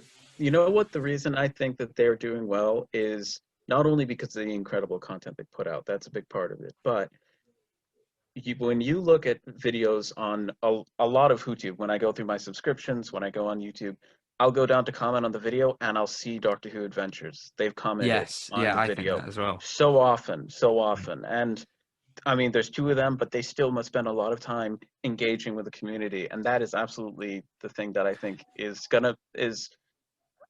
one of the defining characteristics of whether your channel will eventually succeed. But Mm. it's not about like, oh, I'm going to help support this community so I, that I get more subscribers. It comes from a place of yeah, just I think there's a thin line supporting. between Right, doing it to then get what you want out of it. It's like right. It's not doing it going to work that way. artificially and then doing Right. it properly. That's why I always, on a video that I comment on, I try and think of like something specific towards the end of the video that I can comment to let them know I have actually watched this all the way through and I've given that support, rather than just saying, like, it's lovely to get a comment that says like great video, but you don't know if those people have watched all the way through. Mm. They haven't said anything specific. So that's why I was trying to, and as a result I don't get around to watching as many as many videos as You're writing an I want essay. to, Yeah. because I'm writing an essay and I'm also watching the full thing. But there's so many channels that I'm like, that I admire either the passion that they have, because I've been 400 videos in, I still have lots of ideas, but I've also gone through periods of burnout, right? And that's where you should batch, because if you don't feel like doing it for a week and forcing yourself to do it isn't very good. You feel like you're on a hamster wheel. But you can't do this for the long haul if you're not passionate about it. And that's something that I see in your videos. That's the creativity, but also your commitment to doing it with a good quality too. Mm. You can absolutely get. You were talking earlier before the podcast about trying to increase the quality of what you do every time you put Yeah, out a yeah, video or a with podcast. these, yeah, with these. Mm. I have fallen into a rut where I'm like, well, I'm making videos. There's no need, like, if it ain't broke, don't fix it. But absolutely, that idea of how can I make this better? How can I make it more Mm. creative is great. And I gotta say, your audio quality, Yeah. I notice it in your TikToks. I notice it in your YouTube videos. That mic is excellent. I And keep so because sometimes this kudos. thing becomes annoying because it's huge. So Right, right. like if I'm so I try to use this a bit, and at the same time you can just tell that there's just Yeah, something off with it. you So I can. do try and use this as much as I can. But at the same It's time, lovely. sometimes it's a lot easier to if you're excited, because I did one about Dalek Universe when the first episode ends, big cliffhanger. I'm sure you heard about it on Twitter. Yeah. I was walking, I just thought I have to capture this moment Yes, because yes. this is one, a cool thing for me, Right. because it's like what I would do to sort of get my reaction to seeing like a cliffhanger of Stolen Earth. Like if I Yep. saw that, like almost if you could forget it and then watch it again, what Yes, would yes. what would your reaction be? And I thought that would be an excellent moment to put on camera. And I suppose something that I think I've I might do that noticed I now. Thank do you for the heads up. I might do that now. is something that I noticed I think that more people should do is treat every video like, I don't know if you've stumbled across Joe Brennan yet. Oh, But honest, after this video, search him up. He does Star Wars, done a couple of videos on Doctor Who. Excellent YouTuber and brilliant guy. So awesome. he's done a few videos on, he did a video on the fam only a couple of days ago. Um, Hmm. and he's also absolutely lovely. I've spoken to him multiple times. Um, Nice. and where was I going? um, when I watch his videos, I sit there and I'm like, oh God, I wish, you know, I could do that. Right. Like as you mentioned with the whole creativity and thing, I wish, because I try to make jokes. So within this forging the Cybermen thing that I did, and I'm still working on for episode Yeah. 2, I wish that I could have this kind of this wit that he does in real, like when I Yeah. speak to him, he has this amazing wit. And Yeah. within his videos, he's got a very good wit as well. Mm. And he's very likable as a person. And I kind of wish I had that. And it's also relates back to myself. You know, it's like almost so I've made quite a few at this point. Animations, you know, Doctor Who animations Oh, for cool. like a Lego series that I've worked on for Mm. many years now. And I hope that it is what it is coming towards its end, because the original plan was to do sort of 8 episodes, 8-9 episodes. And you know, that kind of arc that I kind of set up with the first one back in 2018, 2019 Wow. was always there since the beginning, and it's kind of gone across. And Uh-huh. now I'm writing the final episode while working on the last one, the current Wow. one, episode 7. It's called 6 Hours Till Death. It's kind of mental. It's not your it's not your average episode of Doctor Who. It's kind of like your kind Uh-huh. of, you know, those ones that are kind of off the beaten track. You're not your Mm-hmm. stereotypical Doctor Who.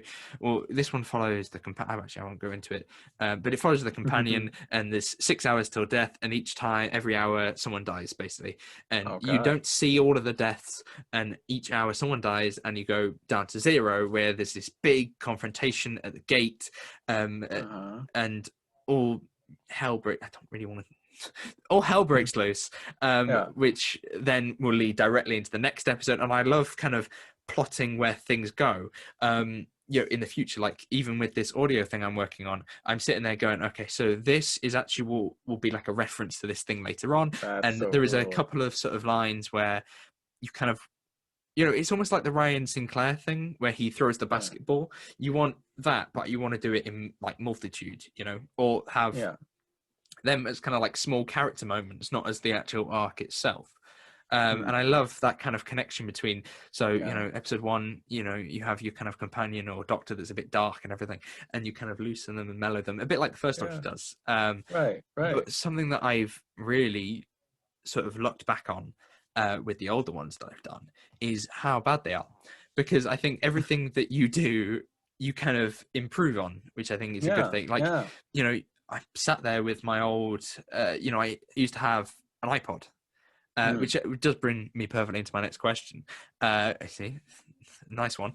Hey, segue. So, like, I bought this year, which is a camera Ooh. with a lens, and it extends, and it's a DLSR, and it takes beautiful images. And before, I Nice. could hardly get things to focus, and then I was using an iPod, and you know, Yeah. all that kind of stuff. So, my question to you, if a bit long-winded, is there something within your videos that you always want to change if you could? Or is this Absolutely. something that you had to begin with that you wish to change from your first video? Or is it, because you mentioned this briefly a while ago, Mm. um, or is there something that you can't change? Because for me, I have quite a big room. I think I have one of the biggest rooms in the house, right? And Hmm. because of how I film the videos, so if I or I stand a bit further back here, Right. this corner here, this is like an alleyway almost, like a short Yeah. sort of Oh, um okay. but it's completely dark because my light is on the other side of the room. So if I was to Yeah. turn these lights off here, this area is basically dark. And that's something I can't change because the light fitting is there and it's always going to be there. Right. So it does annoy me when I see my videos and I've got a big dark patch on this side of the room. So is there anything like Right. that that you find within your videos? Yeah. Well, equipment-wise, I've got a DSLR, but it's the Canon Rebel T2i, and they're now on like the at least the T6 or 7. They're like several generations on, right? Yeah. The camera was not the latest camera when I got it, but for the problem when you're filming yourself with an older DSLR is there's no flip out screen, so you have to set Oh, the really? focus manually.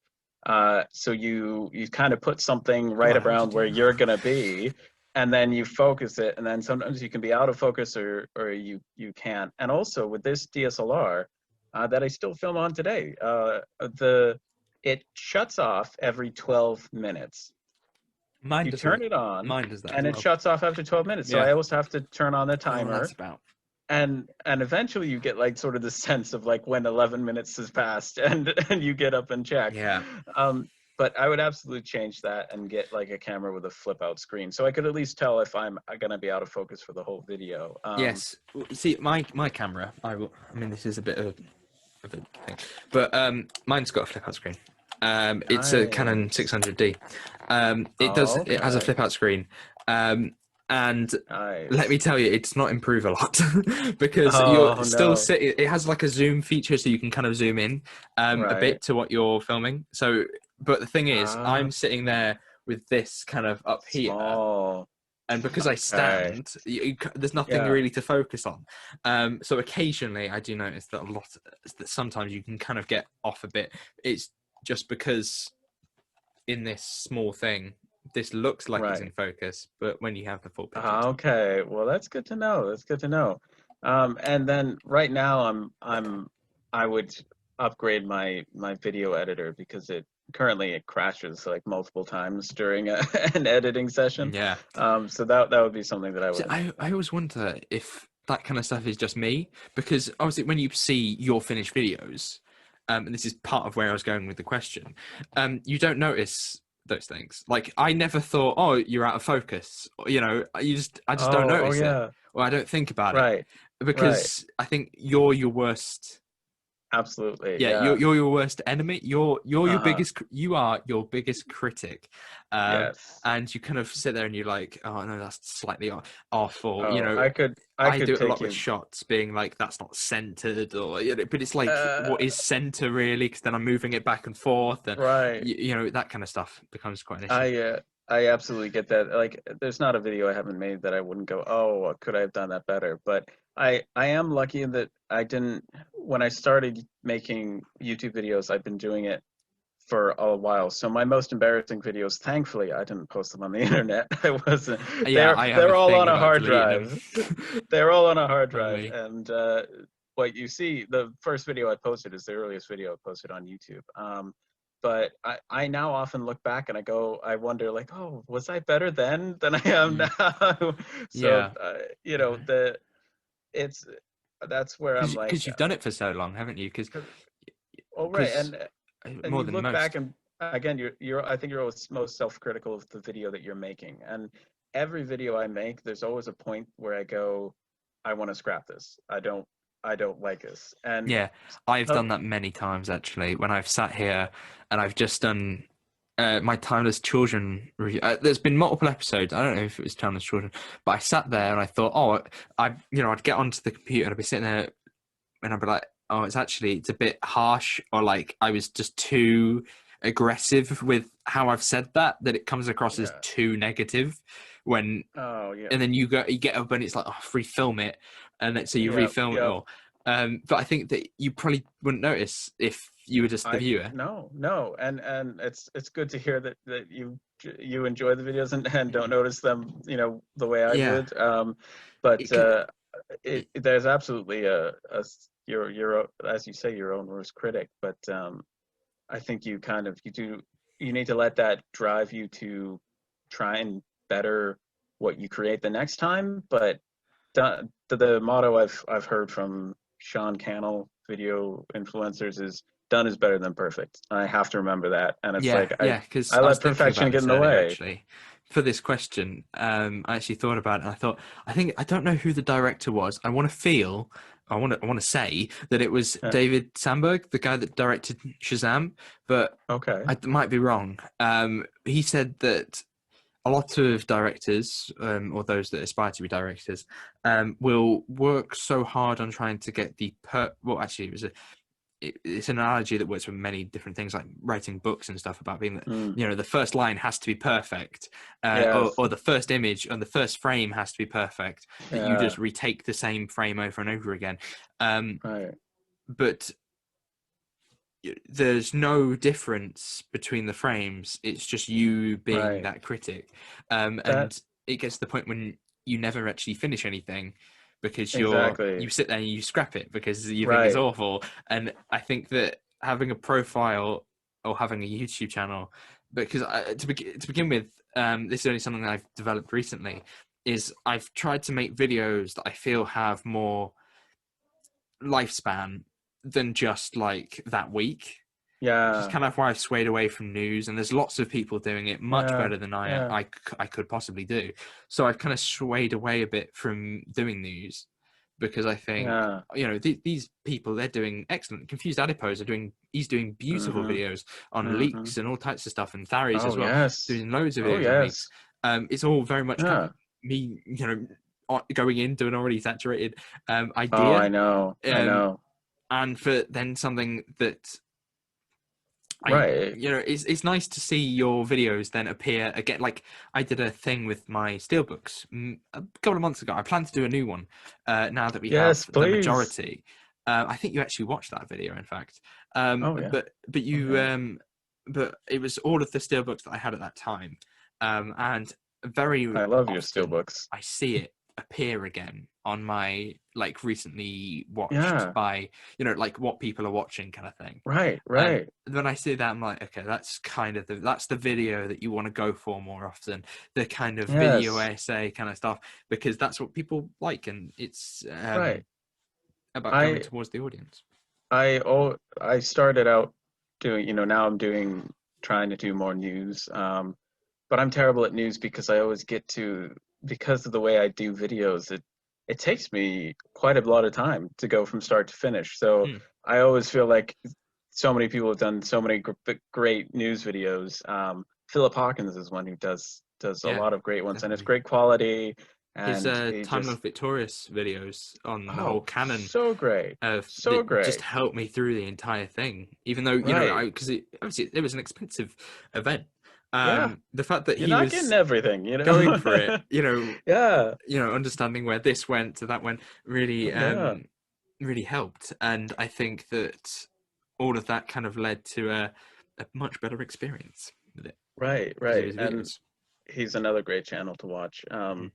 But it's so I get that about, you know, I started out not doing because a lot of people do news and reviews, and they kind of like think news reviews unboxings is kind of what the typical Doctor Who channel is sort of about. And I went down the unboxings route, but I didn't start out doing news. I've got probably less than 5 reviews total out of the 400 videos on my channel are reviews. But I'm starting to do that again just because I found I was spending more time making Doctor Who videos than I was actually listening to or watching or reading Doctor Who. So the reviews are forcing me to like actually do what I Yeah, love again, which is listening and watching Doctor Who. But I appreciate that sort of more evergreen video style where you can make a video and it can get watched over and over again. But that's a good way of absolutely putting it. putting the effort that you do and the effort that I think we both strive for good quality into our videos, it takes more time, but I've always appreciated that because the videos that you do put the least amount of quality into, I find are the ones that get like the most views. Like there's a video that only I know this, but on my channel, one of my season 12 Blu-ray videos, it's a news video, and I like you can't tell this in the video, but I know that I'm just sitting there in my pajamas from the waist up. I'm in a Doctor Who shirt. I look like I've showered and everything, but I know that I'm just in my pajamas, and it just I was like, of course that's the one that I put out in a Yeah, rush, and but it's yeah. gotten a ton of views. So if you always make sure there's a good quality to your videos, then Mm. whatever ones get blown up, you're proud of. It's it's not just about it being like successful, I suppose, in terms of views. It's not just that. It's Right. just like when I look at it, I'm sitting there like, you know, because I had a kind of epiphany recently. I think it's just because I got a bit older, but I've been making videos since I was very young. Yeah. Um, you know, 6 years, something like Mm. that. And Wow. obviously a lot of them have gone now because I just didn't want to keep them. Yeah, I knew it was before my voice Right. broke. So let's keep all of that Yeah, down, gone. yeah. I've been asked many times by my friends to find those old videos of me squeaking away at things, but it's even me when I was younger, and this will bring on to my final question. Even me when I was younger thought that you were still striving for that goodness, even though Hmm. I almost full well knew that what I was doing was not Yeah, perfect. And, yeah, I still kind of, if you look at like the thumbnails and like the kind of up yeah. down kind of quality in video, something that I regret saying and has always haunted me. And it's something that I'd never want to do again. I was very young, and so I did a kind of animation thing, and I took it as a probably a bit more of a too big of a deal than it really was. For what Uh-huh. it was. It was just this silly story about some alien robot thing, and I turned it into an episode with my actual series Uh-huh. now. But it was a silly idea with a robot, and I remember because so I used to do them on my phone, on my iPod, like Hmm. second generation, third generation one, and I used to upload them on YouTube Capture because it was quicker. Okay. And if you did it through YouTube, it would take longer, and it was, it just took a longer than it. Right. Like, and you'd have to sit there and keep monitoring it, and stuff like that. But with YouTube Capture, you'd upload it quicker, but the videos would literally just shake like that. It was Oh awful. I can't no. believe that I sat there and thought, yeah, that's good. That people are going to watch that. They'll watch me doing this like a jelly for Oh. 5 minutes. And that was probably the worst. I think all of them have gone now. But I think as you Oh. go through, you sit there and you're like, okay, so the next step up from that was using an actual camera and uploading them Right. properly, and then it became basic editing, basic Yeah. cuts. Yeah. Then it's gone up to like text, and then it's like green screens and Yep. microphones and all that kind of stuff. So what kind of journey have you gone on since? Did you say 5 years? It feels like much longer to me. Almost. Yeah. But It yeah. simultaneously feels like just yesterday, and I also am like, yeah, I can believe it's been 5 years. But yeah, August 26th, 2016 was when I started my channel. And earlier we were talking about, perfectionism and getting started. I decided in March of that year to start a YouTube channel, and specifically a Doctor Who one. And I spend the next 6 months really delving into like researching how you do it, how you get it started off to on a good foot. And even now, my missing episode series they have several thousand views each, and they were some of the first videos I ever did, and it was because of the research that I put in to not only find out that that's a product, a topic that people are searching for, but also the research I did for the videos. But it took me 6 months of kind of procrastinating before I decided I was going to do it, because when I decide that I'm going to do something, I really go for it. And as evidenced by the fact that I'm still 5 years later putting out weekly videos, I kind of think I knew that once I started posting, I wouldn't stop for a while. I would, keep going. And so it took me like about half a year to gear up to doing it. And then one day I was like, there's a big finish sale. I just need to make a news video, because otherwise I'll just, you know, procrastinate until I never start. And so that's why I did. And back then I still work on the same camera that I filmed on, but now I'm trying to, I've gone from I've updated over the years my video editing software, and I recently, over the past year with lockdown, I started doing live streams, and I never thought I'd really do Mm. live streams. Yes, actually, I was going to bring I this up with you, in fact. But do you know what happened a year ago today? what happened a year So a ago year today? ago today was the Stolen Earth Journey's End live stream. Do you remember that? I think Oh, that's that probably was the so much best. fun. Well, I was That was so because much we've fun. pre-recorded obviously the podcast. It Right, wasn't on the right. 5th. It was on the Right. 19th of April. Yep. And that was that was an amazing stream. It It was. was I don't so think I've great. watched those episodes since. In fact, I really should I don't watch think them I have often. But I either. think it's a case of like if I watch them I too love much, they'll them. become Right. ruined, Right. and I would never want to watch them again because I'd be sick of them. Yeah, I But loved yeah, that stream so much. It it was was a good like stream. everybody was just had so much fun, and we all loved the episode, and there was so much Yeah. exciting things that came along, and everybody was like tweeting out when Davros says detonate the reality bomb, like Yeah, and we it all said it at the same boom. time, Yeah. full in the chat on Twitter. Everybody was going crazy, and it's one of those episodes. There are many live streams where I'm like, okay, goodness, the people who are watching are so kind, because this must be so boring to just see me ramble on and there's not much to talk about. But in that episode, so much happens. New characters are coming in and out. You've got Torchwood and Sarah Jane, and just there was so much to talk about that it really felt quite easy. And I love the episode so much. It's like Yeah. it was a lot of fun. So that was a big step for me, figuring out how to do live. And we did about, what was it, I don't want to say too much, but I think it was about at least 40 or 50 live streams Yeah, in I the think it pace of it. was. It was quite regular for a You long did time. And them from, with oh God, like it was March when they from started to, end of okay. March, So I all the was way back at work, so I think to, I missed the last few.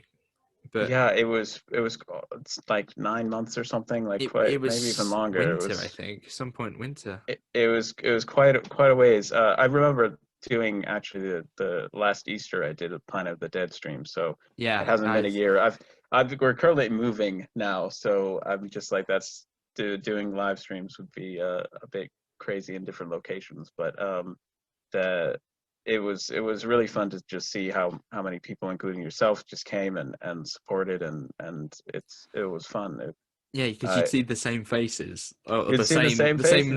names each The week. same names. It was Yeah. so great. And oh goodness, Boba doing the memes of all the videos. God, I Boba. did this one stream where I just started because the episode was playing, and I think because my computer was malfunctioning, I couldn't watch it. And so I was like, you know what, I'm just gonna do a Yeah, tier list. So yeah. many people got so mad about where I put the episodes. And it's like, Yes, I wasn't there that day because I think I was at I'm not a work, very and I opinionated came back and saw person. all of that.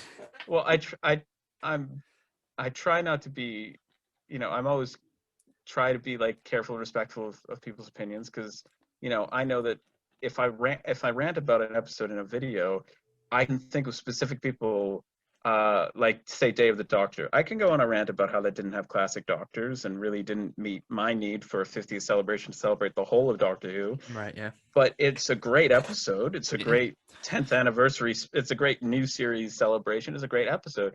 But when I'm writing a review, it's like I know that one of the people who watches my videos, uh, uh, Nicholas, it's his favorite episode. And so I think, well, why would I go on and make a video about this huge rant about something that I know, I know that somebody who's their favorite episode is watching this now. So it just changes the way you look at these things. But during the tier list, oh my gosh, I so many people were so mad with how I arranged the episodes, but I'm like, I'm sorry. This was how I was feeling at the moment. I think I rated Claws of Axos very harshly, looking back. I actually, because I hadn't seen Cause of Axos, but I did watch some of it back, and I sat there and went, I mean, Cause of Axos is, I mean, I didn't love it, but I didn't think it was like, it had some very cool sort of visual, it had a good visual look to Right, it, and I think that's more right. than like some episodes have done. And, I think Yes, that there's yeah. a good degree of, like, you can tell when an episode has had money and time into it, and not, and ones Right. that haven't, like, I watched the E-Space trilogy recently, Warriors Gate, Yeah. full of Yeah. rubbish. Like, it's just Yeah, people yeah. talking, and it's like, A what? lot of talking. It's like, Ghostlight goes all over the place, but there's something about Ghostlight that I quite enjoyed with with the mystery Right. of it and things like that. Right. But I think that there is a difference between sort of changing someone's mind and having a discussion about it. Right. Right. Because I think something that I do fear comes across sometimes is that I state my opinion as fact. Because I Mm. think, like, so I did a video. I think my most popular video is the issues with the collection box sets. And actually, Yeah. I Yeah. Yeah. probably Yeah. will do another one on them I did. because there are some points that I just missed and Right. like should be added. But at the same time, when I did that, I kind of, when I finished it, obviously because you have to kind of make a title that, you know, you want to click on Mm, the title. And I think, because I right. think how I wrote it was that it was like the issues we all ignore about the collection box sets.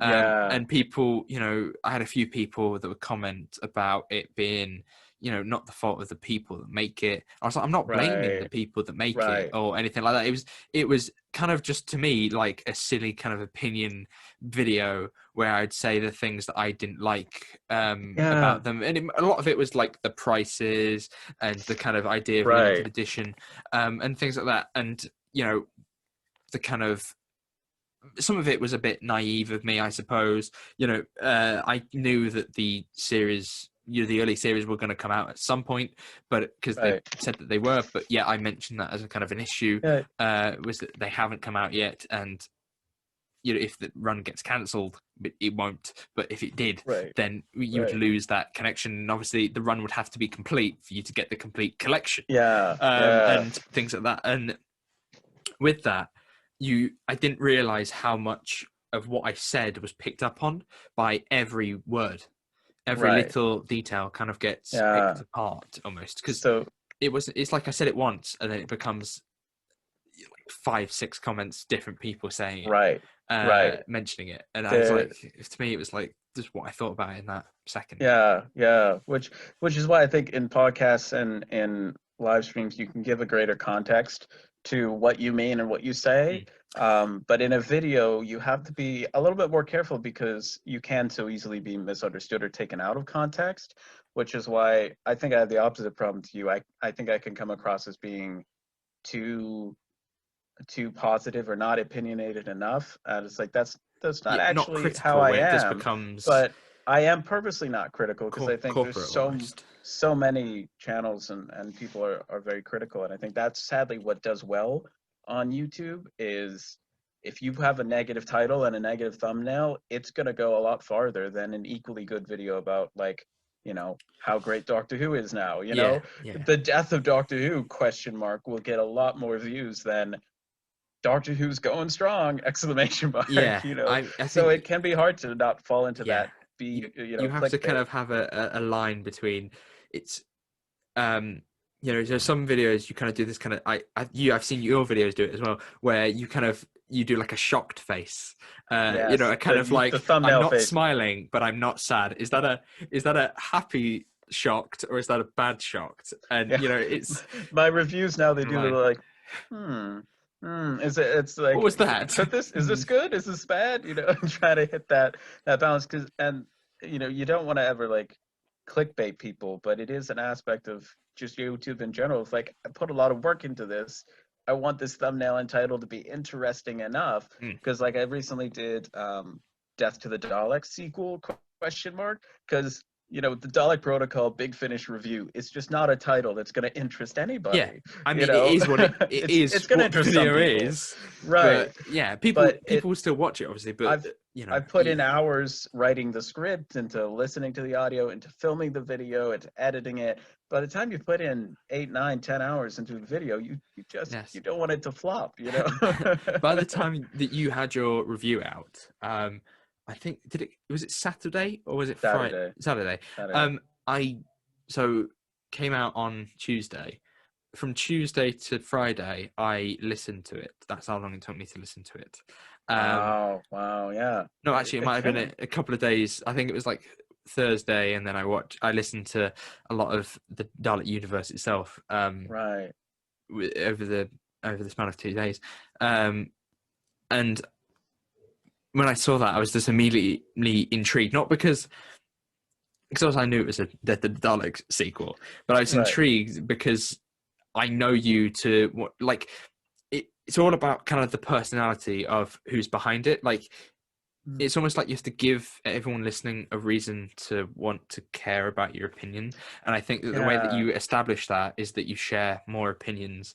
And you know, I've said lots of stuff, loads of opinions, and lots of different right, episodes, and moments, not just on the podcast, but just in general, like on Twitter. right. You know, Mm, and while doing that, I have generated, I wouldn't say a reputation, for understanding Doctor Who, but I think I developed Yeah. I did develop a reputation for being the kind of steelbook person, as you mentioned Yes, multiple times, absolutely. The um, steelbook guy. with the Who crew. Right. And I'm sure many people do have the steelbooks, but because I did, Yeah. like a lot, it's not difficult. It is difficult, but to gather all of the items is a Yeah. challenge in itself. But it doesn't mean I'm an expert now because I've got 7 of them. Right, right, It's yeah. like you're still if you know something about it, you know something about it. People know something Well, about it that I don't know, perhaps. I've I sort of shot myself in the foot by calling the channel the Doctor Who Guide, and I try and remind people that I'm the Doctor Who Guide, not the Doctor Who expert, the because I am not going to be the difference between your team winning in like a quiz. I'm not great at Doctor Who quizzes, to no, my shame, and me it's not because I neither. don't know a Whew. lot about Doctor Who. It's just Yeah. whatever the questions are, I don't know that, but so it's kind of funny because I think people just sort of think that I have advanced knowledge too on like releases that are coming out. And it's like, I wish I'm as in the dark as you are. If I find out about something, I'll share it with you. But yeah, it's you've definitely got the steelbook guy. You've become that So I for should me. change And my name to Dan I had Johnson was wearing a bit of the a steelbook guy, the Doctor Who steelbook guy, steelbook guy. the Doctor Who steelbook guy. Yeah. There's also a channel called the Doctor Who Guy who does excellent skits. Check him out; he's amazing. I feel like I But remember. I think a lot of people have thought that my channel is the Doctor Who Guy rather than the Doctor Who Guide. So that's when I started handing out business cards as well because Wow. it just says what it is, the Doctor Who Guide. Um, do you, because you were talking about your evolution. Do you want to Mm. go back to that? Then we went Yeah, over to yeah, yeah. like a whole bunch of other We, stuff. so yeah, I think live streams was a big step forward. But another thing too that I'm trying to get back into was creating a series of videos rather than just one-offs, and trying to build a series that people could watch, and Mm. binge. So one of those is the DVD archives, Yeah. and I want to bring that series. I'm working on bringing that series back. I'm in contact with some German fans that I'm hoping will host the series all about the German releases and giving a history of those releases. But I'm going to put them out weirdly in reverse order, starting with 2021 and going Okay. backwards, Yeah. because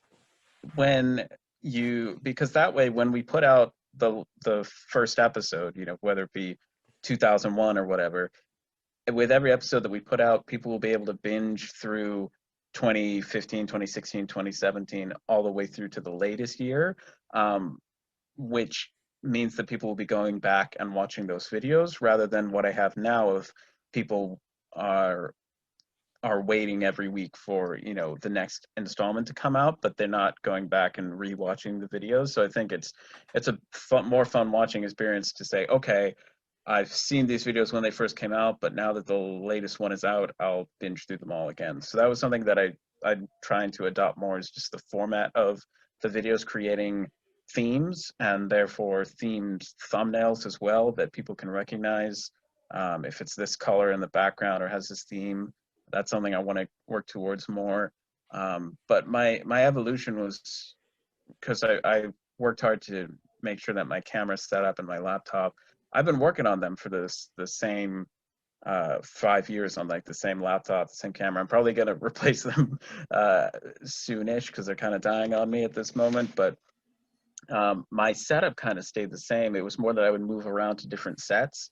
And right now there's this, it was part of a ping pong table that comes off because it's a combination pool table, but it was this big black board, right? That's heavy. And I leaned it against the wall, and I was talking to my dad about my frustrations with the current set because there's just not really a good place to film. And he said, well, why don't you film against that black board? And that's what you see in the background of my videos. And you Ah, think right. Okay. Yeah. the latest reviews, you think that Yeah. I'm in a pitch black room with just Yeah. one That's. spotlight over me.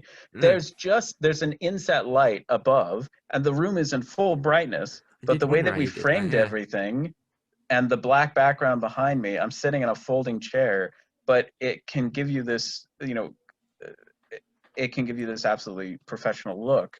But That's what we all strive for, isn't it? It's we all strive for, yeah. becoming sort of out of your bedroom and more like a presenter. I think that Exactly. with the projects that I've done, in the same way that you've done like binge stuff that you can binge, Right. you know, things that aren't just videos but work as like a documentary. So one day I Yeah. was at the pub and I was sweeping leaves. This was back in October, and I said to myself, I've done loads of videos. I mean, over the last many years, I've done loads of videos, but no video has really been a series. You know, nothing, you know, aside from the actual series, nothing has really been on the level of the sort of stuff that you've done with the archive kind of thing. Right. You know, I never did anything like that. And then I thought, you know, I will write a documentary. You know, I called it a documentary, but I wouldn't really call Yeah. it a documentary. A documentary which had scripted jokes and originally had a storyline which I kind of got rid of because I thought it was Wow. silly. Yeah. And you know, sort of jokes that at the time I thought were funny. And then I had my friend Yasmin look at it and she went, no, that joke's not funny. You want to get rid of that one. And then some of them I kept because I was like, no, I'm keeping this joke. Yep. And all that kind of stuff. So as I work through it, I know that when it's finished, even though my motivation for doing it, because I just work on different videos, wears a bit thin at times, the knowledge that when it is finished, I will have the full series of the full 2 parts of looking at classic Cybermen and then looking at new Who Cybermen, which is what I'm doing now. Once those two are complete, I feel like I would have finished something, because originally my plan was, this was kind of a naivety even a couple of months ago, of having a full 45-minute documentary done by December, which obviously didn't happen, so I split it in two. But yeah, that's kind of what we drive for, isn't it? Trying to make something that is professional. Right. And Or something that perceived as such. That educates and hopefully entertains at the same time. And yeah, that's where I'm going for. me too. I think that for me, with scripts that I've done, it's all about like the audio series that I'm writing and the Lego animation episodes. They've always been about, could I get people to have the same effect watching my Doctor Who as I could if somebody was watching the real show? Right. You know, like, is it possible? So it's kind of like, if I took over a showrunner, what would I do with it? And it's like, could I? So it might like go up and down. But I always think, if you paid attention to begin with, then you will understand the journey that they've all gone on, and where the seeds were sown for that to happen later on.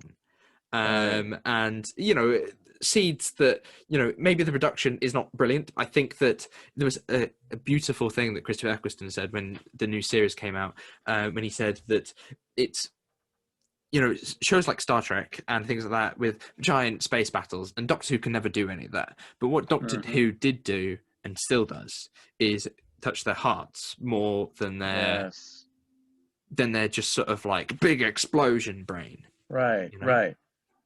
That's how I feel about Star Trek anyway. Just big explosion kind of thing. Well, certainly Star Wars. Oh yeah, even more so. But absolutely, the ability to just take something that at the end of the day is, you know, has been you just like me just filming in my bedroom how excited I am that this piece of plastic has come through the door. To know that has helped other people, you know, find entertainment or escape for a bit, or that they enjoy watching them, that's really special. And it's still mind-blowing to me that, you know, people have subscribed and watched, and, you know, that any of the 400 videos have come in as something that people have enjoyed. And I think that can happen at any level, that somebody will come along and say, hey, your videos have made my day better. And that's just that's so encouraging. It is. And yeah, when it's you don't expect it, because you're always so, as we said, self-critical and striving for better things. But sometimes it's just about showing up and saying hello and how are you, and checking in and having that community, which I think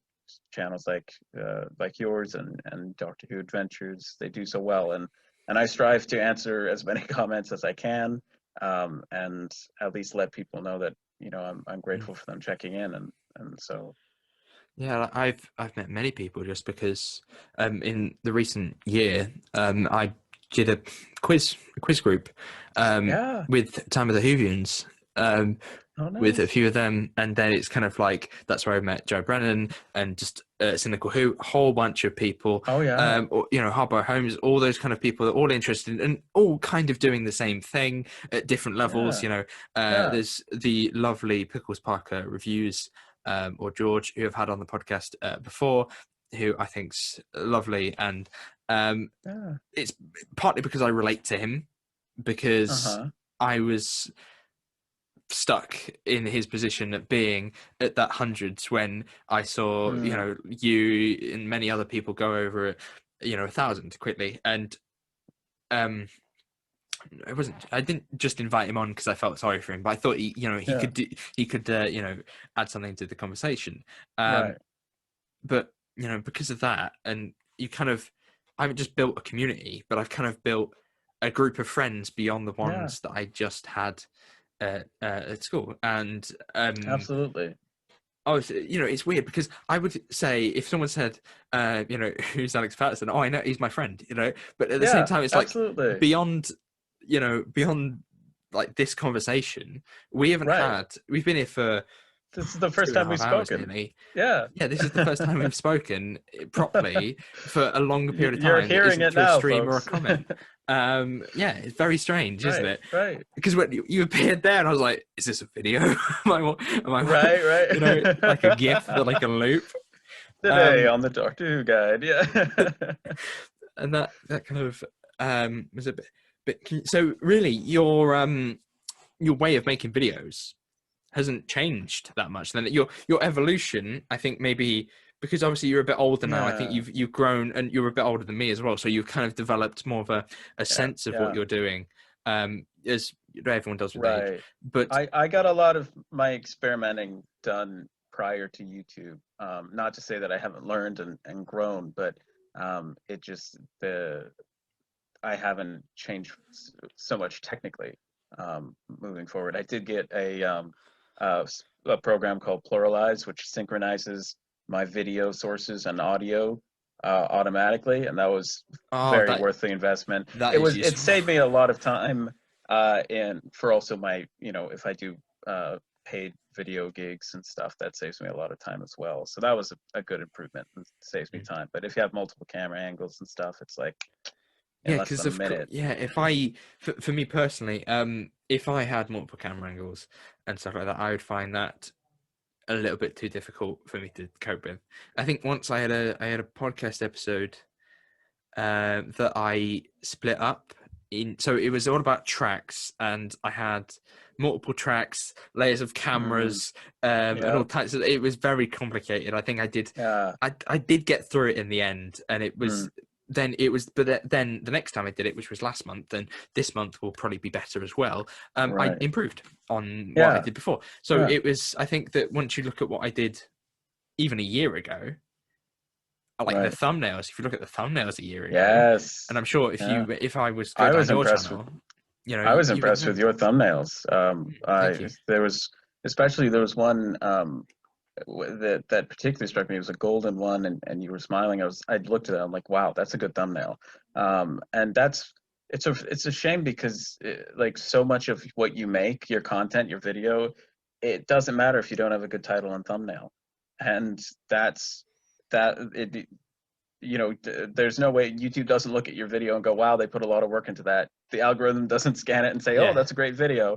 They go by how many clicks it gets and how long people watch after they click. But you reminded me that I got used to OBS screen recorder and to record my videos. So for news videos and stuff, I got a yeah. lot When you, faster yeah, if you're on at the making a website. news Mm. video because of OBS. And that's something where I'm trying to I've been scripting my videos lately, and that's hard for me to not ramble or go too in depth. So I want to get to the point where I can review things like Council of Geeks. I don't know if you watch that channel, but Yeah, a little they bit, have yeah. incredible videos, and to be able to sit down and in 10 minutes give an incredibly thoughtful, well thought through review of something As is well as a not review, it's like an argument, isn't it? It's a point, right.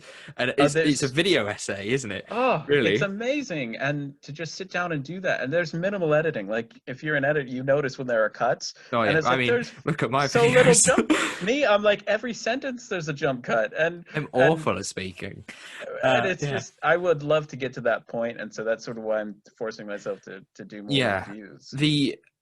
So kind of the Geek's Handbag as well does this as well, where Yes. he doesn't seem to cut. So it's Right. like he's doing it all in one. I mean, a lot In of it's one go. voiceover sometimes, Well, but true, true. there's a kind of common thread where he seems very calm, relaxed. He knows what he's Yes. doing, and that is something that I'd like to get at some point. I feel like Yes. you also know what you're doing as well, because you've done it for a long time. Well, you've done it more professionally than I have, Right. Well, in a professional capacity than I have. you do something 400 times in a row, you hope that you pick some things up along the way. you Yeah. know?